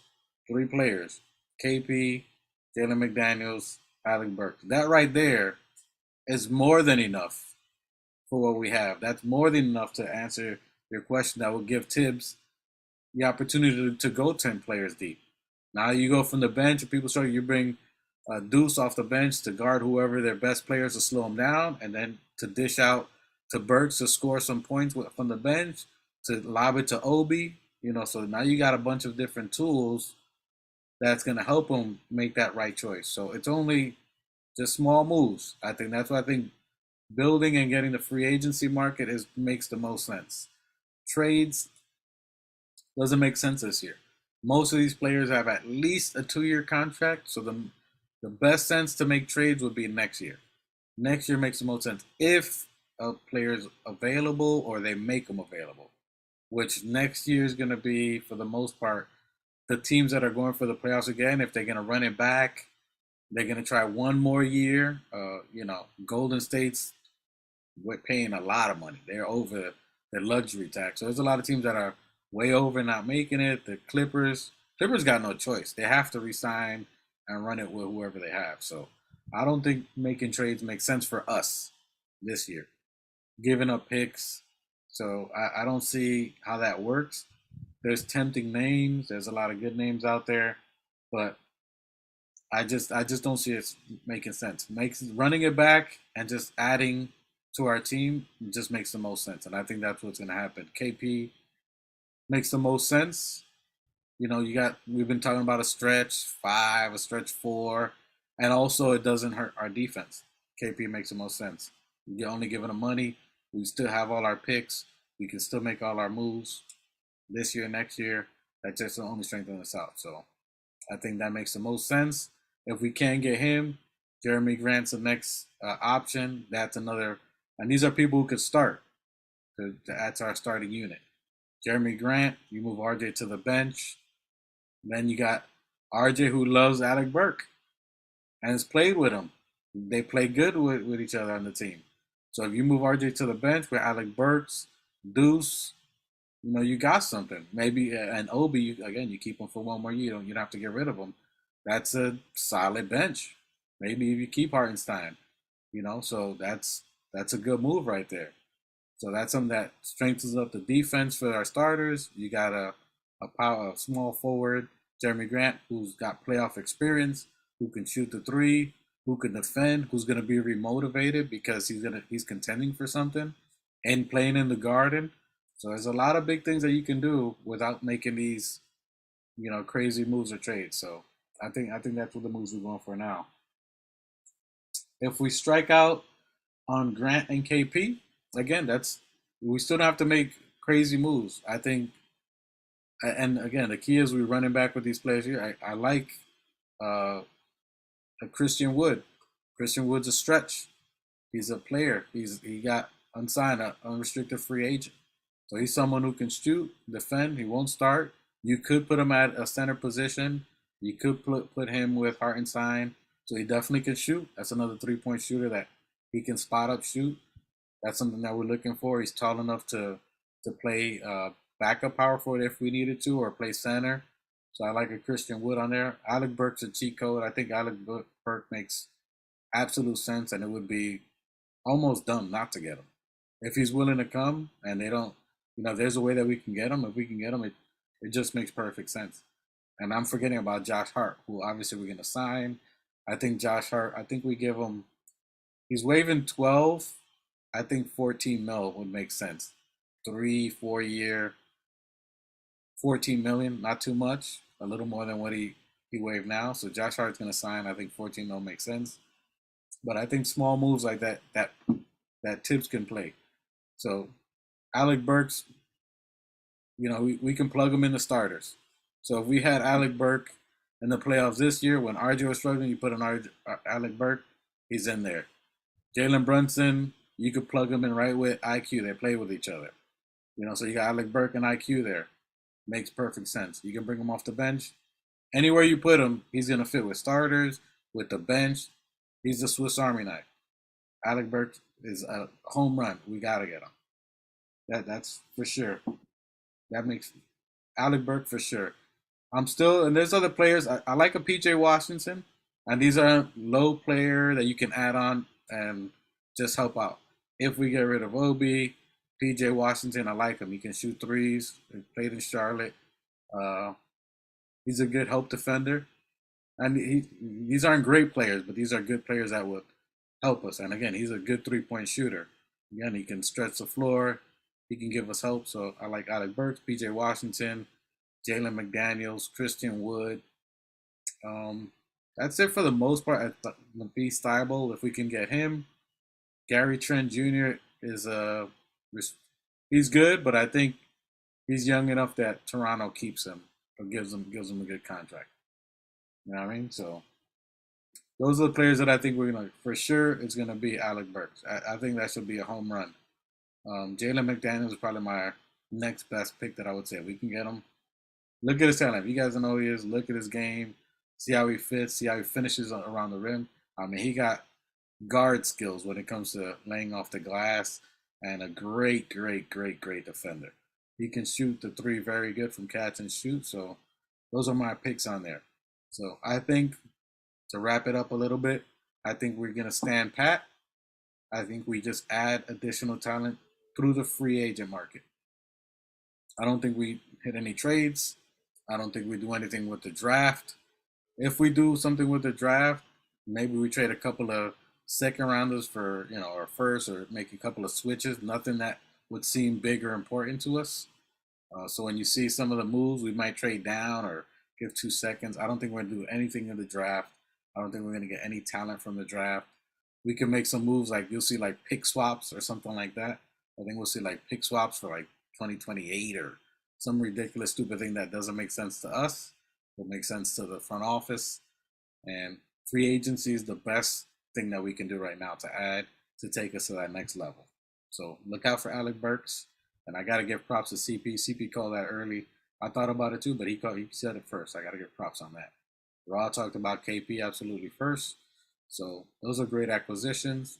Jeremy Grant does make sense. But you got to keep in mind, these guys want the bag. So as you said, Michael Drake, you can only pay one. There could only be one. But nonetheless, that's what I think we're doing. Gerson Rosas, I think he might be the GM. I think he's the one that we're going to go for the GM position.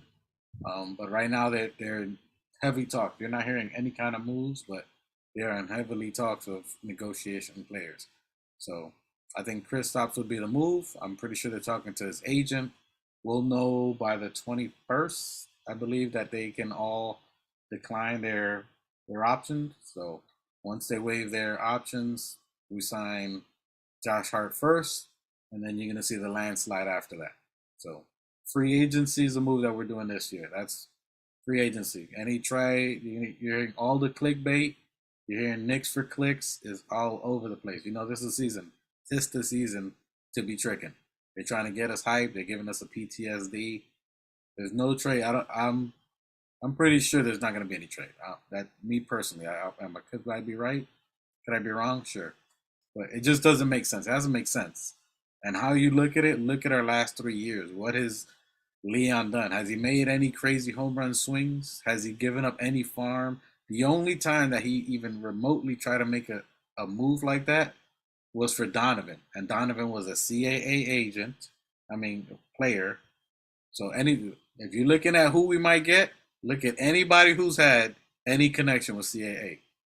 That's it. Any free agents, anybody out there that we're looking for, you think we're gonna trade for? If they're not with CAA, it's a low probability.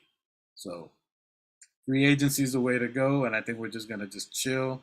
So Donovan's available in 2 years, and anybody else, Zach LaVine would be more profitable next year, But again, you're gonna give up a farm for him. I think RJ coming off the bench makes the most sense, and all you're doing is getting Jeremy Grant for money or KP, and then you move RJ, who you already have, at a very good contract, playing with the young players, and then they would be taking the baton in about 4 years. So that's what I think. That's what this whole convo is. I think to just bring it down on trades, take it easy on the trade talk. But of course, clicks and views, it's gonna make sense to talk about these players, and we get caught up on these fantasies and dreams and all these players. We should go get Giannis, get LeBron. LeBron's a free agent now. I'm surprised that's not trending right now. LeBron thinking of the Knicks. It's possible he's going to the Knicks. So I wouldn't be surprised if that starts coming out. LeBron's considering the Knicks. He's not happy with the Lakers. We can start hearing all that, but no trades. The trades don't make sense to me. It's not going to make us better when we're already doing good on the low budget. You know what I mean? So why would you spend more money when you don't have to? Free agency is the way to go, and that's where all they can go for home runs. And look out for Brock Allard. He's that money guy, so he knows money. He knows contracts. Leon Rose was an agent, so he knows the value of players. That's why he's not going to overplay. That's why he's not going to get fleeced. He was in the business to negotiate contracts for players with organizations, with presidents and every team in the NBA. So he knows everybody in the front offices. He knows these owners. He knows the juries. He knows Danny Ainge. He knows them because he represented players and coaches because he represented Tibbs. So if you guys don't think that he knows what he's doing when it comes to managing money, players, the valuation of players, which is key, because these guys are overvaluating their assets. The Siakams, the OGs, they're 7 picks for OG Anunoby, first rounders only, all unprotected. Come on, this guy is an agent. This is what he did. So that's why you have to have confidence and understand that he's not gonna get jerked. This is this is what I do. I do this, son. I do this. So it's not gonna happen. And if he has the power to walk away, just like in any sale, that's the prudent thing to do. You go to a dealership, be like, yo, I need this Lamborghini here. How much? 700,000, but it's 200. Nah, I'm out. I'm out. You walk away. So it doesn't make any sense.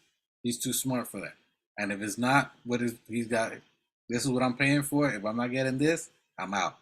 You want it? Yeah, I'm giving you this. You want it? Nah, I'm out. He was willing to do with RJ, and he didn't want to pull the trigger. He knew the backlash he could get with RJ, but Donovan would have been a good upgrade to what RJ was. That's why that didn't go through. So, free agency. All I had to say, free agency, free agency, free agency. That's all we're talking about. Know what I mean? No crazy clickbait, for real. And OG, so you like OG Drake? I like it. I like him. I don't think he's all that. I think he's injured quite a bit. He's good. He's definitely good. But he's not great. He's not worth what you give me RJ and Obi for him. Maybe a protected first. Maybe. But I'd rather pay Jeremy. I'd rather get Jeremy Grant over that and not have to lose anybody and just move RJ to the bench instead of trading him and Obi. And you still got everything. So this year is going to be a run back year. This year, it only makes sense to keep everybody, maybe pay, at least have negotiations with IQ for money. Maybe you do a sign and trade for IQ if he really wants to start somewhere. You can still run it back with him mid-year, do some kind of sign and trade with another team. So even if there's an IQ move or trade, I think it's going to be closer to the trade deadline, if that's the case. If he wants to start somewhere else, you know, start Jay Barrett. So hey, I'm all about the nine hype. I'm with him. He's young. He's 22, bro. 22. You ain't make mistakes when you was 22, and he's been playing starter for 4 years. How many coaches has he been through? And that's not excuses. Of course, he's a player. He has to get better. Has to be more efficient. But he's 22, bro. He's been starting since he was 18. Been through 5 coaches. Crazy changes. So I don't know. I still think he's got a lot of upside. But if you can get him off the bench with the other rookie, the other young players, and then they take over the baton after RJ and Brunson and them when they're old, and they got us a ring or two and got us the Eastern Conference Finals, and now the youngins got some experience. Now they take over, and the IQ's the starter after Brunson. RJ is the starter. Grimes is still young enough that he can go back to staying a starter once Brunson and all these guys are already at their old level. Well, that's huge. And I agree with you. I think you can give him the bag now. I think we are. It would make no sense not to give it to him, but it's up to him. Does he want 85 to 90 from us, or does he think does his agents like, nah, I can get you $150 from Houston. I can get you $150 from. Then at that point, he's like, yo, I think I want to go somewhere else, and you trade him. You trade him and get some assets for him and go for there. Go trade him to the team that he may want to go, see what you can get for him. But again, even so, that between now and the trade deadline in February, we can see either acquire assets for him or we can pay him. We don't have to, but I'm pretty sure those negotiations are going back and forth, just like it was with RJ. The year we were going to pay RJ, we didn't wait we waited towards almost the end. So the season was almost over before we paid him, right? Before we made that move with Donovan Mitchell, that was the last year. We rode RJ for that last year, see how he was going to do, see how he was going to play. And in the summer, like this time frame last year, was when we paid him at the last minute. Were we going to make a trade for him? When we didn't make a trade, all right, here's your contract that we were talking about months ago that we basically did a handshake on that you liked. You were going to get the money. So I'm pretty sure that's what they're doing with IQ. They're talking about a number. Yo, what? This is a number that we'd like to give you. You like that?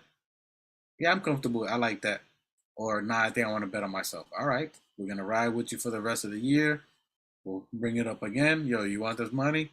I still want to try somewhere else. All right. Now you make the move. You make the trade. But I think they had to deal with RJ last year, but they gave it to him at the last minute. So I think they do the same with IQ. You talk about it, give them a number. Yeah, we love you here. You're doing great. We'd love to keep you. This is the most that we can give you. We'd love, hopefully that works for you. This would be your role. You want it. Yes or no? You don't, now we look for opportunities to trade you and get some back for you. Ideally, is you want to keep your talent, but it's up to them if they want to go. All right. And I agree with you. Houston isn't going nowhere. But at his age, if he can get the most money, and I just throw Houston out there because they're just a team that's not saying that necessarily that he would fit there, but they're a team someone who's going to want to start him is going to be, realistically, it's probably not going to be a contending team. There could be some, but those contending teams can't give him the bag. Could he go to Philly or, some other team, or even to, maybe Toronto if Fred VanVleet leaves, but again, then is that a trade that we can get Pascal Siakam if he says he wants to start? Fred VanVleet goes to Philly.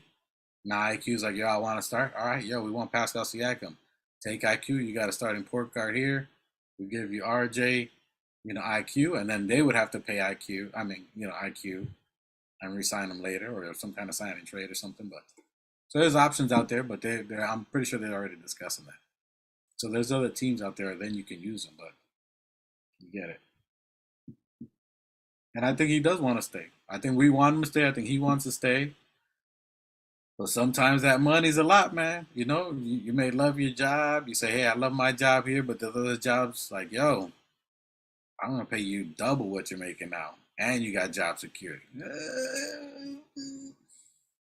I love it here, but you give me 50 and I'm getting 100 over there.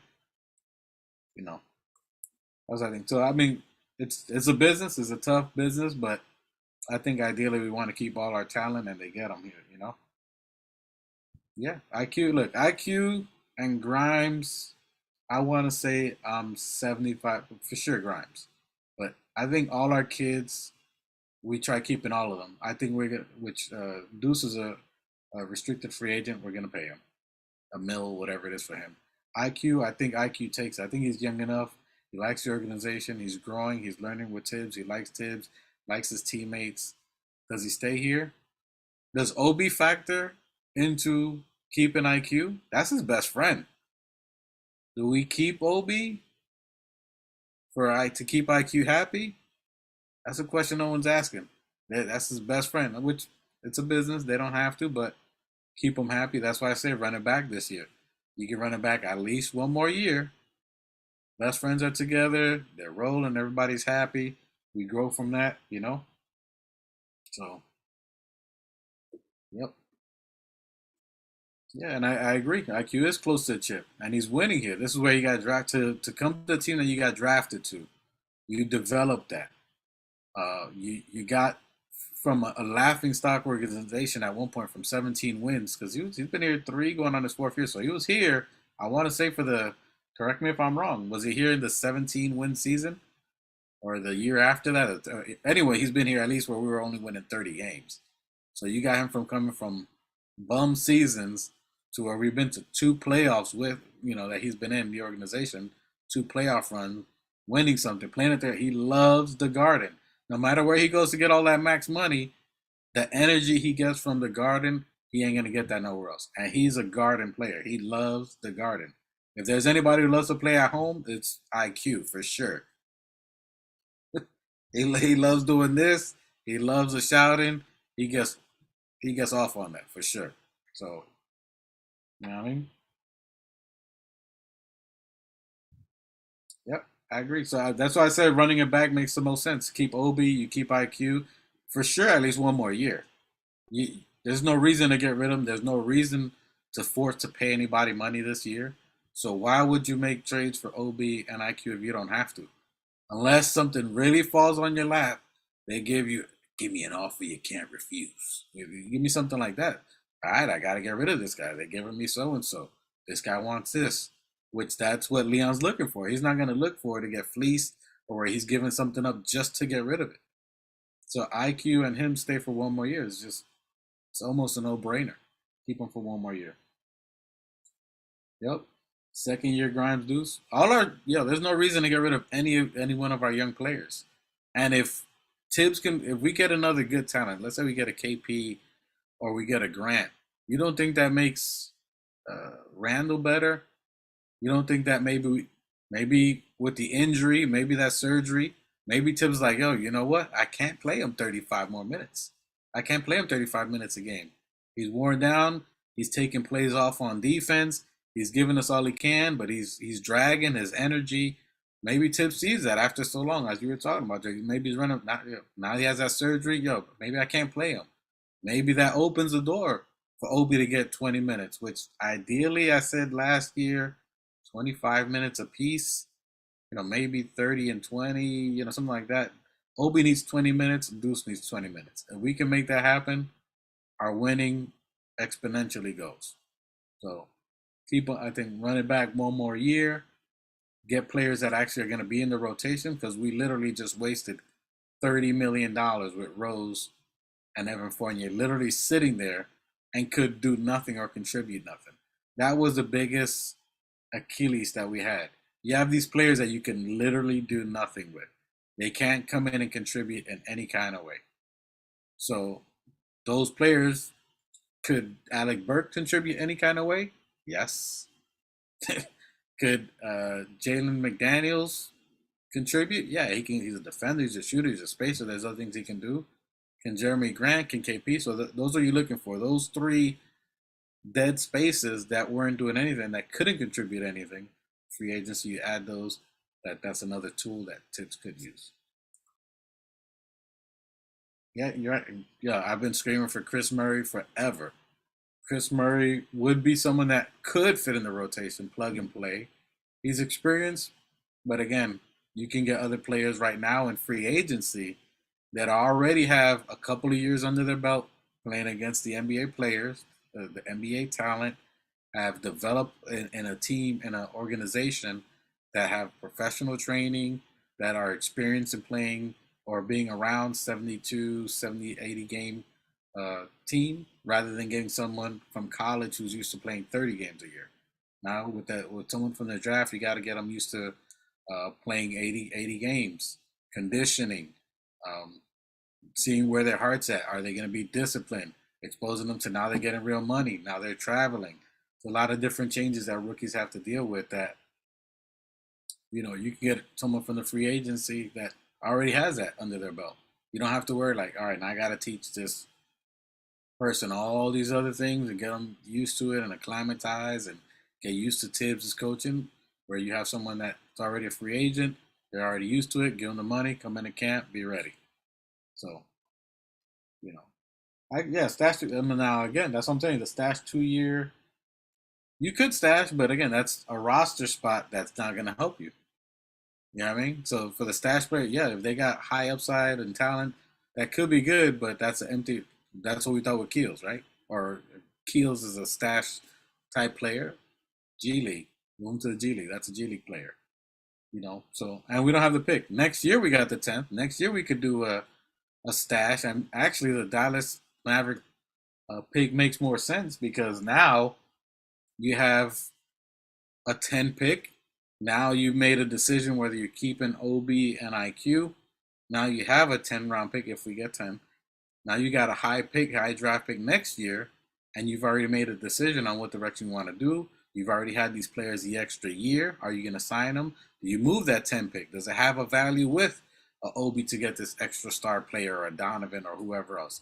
Now it makes more sense because you got the other player and that number 10 pick. Now you can stash if you're going to keep the 10, or you can move somewhere else, or a player didn't work out.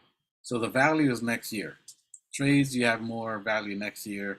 You've made a decision on, and if you're going to trade Obi, you keep building more of his value this year. All it just makes sense to stand pat and just add players. So I'm looking at Alec Burks for sure this year. KP, Jeremy Grant are the top tier. Unless there's an option to trade for Bridges, which is probably not likely. But do they build around him? He's 27. Do they build around him? That's someone that I think you can go all in for a trade. The only thing that I would see that would work for a Mikal Bridges that would make sense and keep the players that you trade happy. The only thing that I've seen, and I did a trade on the trade machine that would work, Obi and RJ for Mikal Bridges. Picks, that's whatever. Whatever picks. But you do Obi and RJ for Mikal Bridges. And that trade works. Money wise, and it makes sense for Brooklyn. I mean, if you think about it, you put and again, I don't want these. I want to keep our team how it is. But if you can get Mikal, it would take RJ and it would take Obi. And that would work for Brooklyn. So if you think about it, if they're rebuilding, you have a 22-year-old RJ, you have Obi who can start at the power forward with Claxton, and these are people who would bring seats. They would bring people to Brooklyn. So what good is rebuilding if you can't fill the arena? They had James Harden paying for people to come to the arena. You're telling me if they got Obi and they got RJ, people from New York aren't going to go over there? I'm not saying Knicks fans would switch boat, which, we're loyal, but that would put people to go to the arena and watch the game. You got Obi, you're going to put butts in those seats. You're going to sell more tickets. You're going to sell more merch. That would make absolute sense for Brooklyn. And you get a couple of picks. Why not? And you give them a couple of protected ones. Those you don't have to give unprotected from Mikal Bridges. You give them 2 young talents, maybe a 1 or 2 protected picks, and boom, we get Mikal Bridges. They're happy.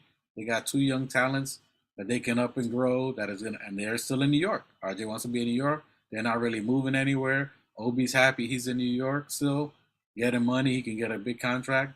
That makes absolute sense. So that's the only thing that I can see to get Mikal Bridges. It would have to be RJ and would have to be Obi. So yeah, it was sad. So and I think I did the trade machine. I was looking at trades like for Mikal Bridges. Mikal Bridges would work. If you can get KP and you make that trade go off, KP, Mikal Bridges, and Mikal Bridges' contract is nice. He's getting. I think he's good for another 2 years, like at 20 something mil, which is basically RJ money. That contract's nice, not bad. I think he signed a 4 year 90 mil deal, so we'd actually be saving money. So I think that would work. You throw in a third pick on there, yeah, why not? And that's someone who played with Jalen Brunson. You know what I'm saying? So that's the familiarity that they could go for. That trade would be something you go after. I like that way more than a Pascal. I like that way more, because you got someone who's younger, big time 3 and D, incredibly efficient, and he plays every game. He hasn't missed a game, I don't think, ever since he's been in the league. So I think it may be one game, and that goes to what we need. People are going to be available who play 3 and D. That adds to what we're building, defense. So ideally, the number one player to go for, not the Levines, not the MB, Bridges would be that guy. Bridges will be that guy. And if you do it, that's the one that would make sense that you would trade an RJ and Obi for. And it keeps all parties happy. It keeps Brooklyn happy. It keeps RJ and Obi happy. It'll make Mikal happy. That's a win-win literally across the board for everyone. That's a one type of way that you would see. Why would Brooklyn trade with New York? That would make sense. You're going to get people who are going to put fans in the seats. You're going to sell tickets. You're going to sell merch. So it makes a lot of financial sense for Brooklyn. Plus, if you're youth and rebuilding, Mikal Bridges is in their timeline. They still got Cam Johnson, who's young. So that makes sense for their rebuild. They got Claxton, Cam Johnson. Then you'd have Obi. You have RJ. They have a great, nice young core that's going to fill seats. They're not going to compete with us in that aspect, at least for 4 years. So that's our 4 year window, championship winning, and then they got picks, youth, and great young talent that they can build off of. That makes absolute sense to me. Yeah, if he can pull that off, he definitely will be GM. He definitely will be GM. But that makes sense, and that's something that I think is so simple. Before you don't trade, in your conference, but that works. If you're rebuilding, we're gonna be at different winning levels anyway. You get RJ and Obi, slam dunk for them. That's a slam dunk trade for everybody. Because usually it's like who wins a trade, who we win, we get the player we need that's gonna get us to that next level. And then they got people that are going to put seats, good money. RJ's already in a good contract. You only got to pay Obi. You can pay him whatever. He's in a start or whatnot. That's a slam dunk thing. And then you get a KP. Oh, now we talking. Dame Lim, I mean, look, Dame wants to win. So to him to Brooklyn, and he said he doesn't like Boston, that would be a better shot for him anyway. I mean, him, Tatum, and Brown, but that's a lot of money. They got, I don't know. He wants to win. As much as he wants to win, to Brooklyn makes absolute no sense. Now, just think about it from Brooklyn's perspective. Get rid of players to get Dame. What is he gonna do for you in Brooklyn? Nothing. You'd get just as many seats and save more money with RJ and everything. And what are you doing? You're putting Dame in the same situation. An old dude with a bunch of young players who's not going to go nowhere. That makes no sense. So Lillard has to go to a contender. He has to go to a contender. It doesn't make any sense. We don't want him. I definitely don't want Dame. I love him. Think he's dope. Just not for us. Just not for us. They need to trade him to Atlanta for Trae Young or something. They need to do something. But that's their problem. You know what I mean? So that's all I got for you guys today. I appreciate you guys checking in. We're only talking about unrestricted free agency. That's all we got. That's where I'm going with it. That's what I think. I appreciate you guys. I appreciate you, Michael Drake. So thank you for continuing to chat. Appreciate everybody in the chat. Like and subscribing. Tell me your thoughts. Am I way off? Am I on? I don't know. But I think unrestricted free agency is where we're going with it. Don's making them moves. We're talking in the back office. I appreciate you guys. So I appreciate you. Salute Mike Drake. One love, buddy. All right, and we out. Forms and films in the building. My God, what's good? And I salute the new Knicks. Let's get it. Shout out to the new Knicks. The new Knicks, salute my guy. The new Knicks, the organic podcast. Uh-oh. Sounds like it's about to go down in here. Going down. New York City, NY City, Borough.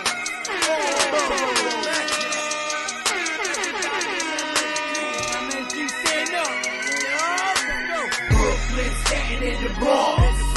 Manhattan, Queens, what you want? We want the Knicks. We want the Knicks. We want the Knicks. We want the Knicks. Brooklyn, Staten in the Bronx. Manhattan, Queens, what you want? We want the Knicks. We want the Knicks. We want the Knicks. We want the Knicks.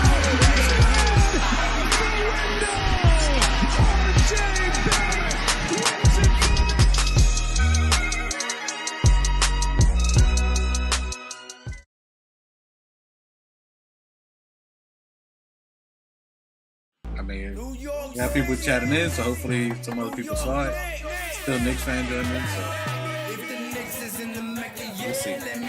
I appreciate it though. I didn't mean to go that long. I wasn't even. I was just trying to get going. It took me a while for the beginning. The beginning was it was rough. I had to. Nick, if you look at it, I was dripping, bro.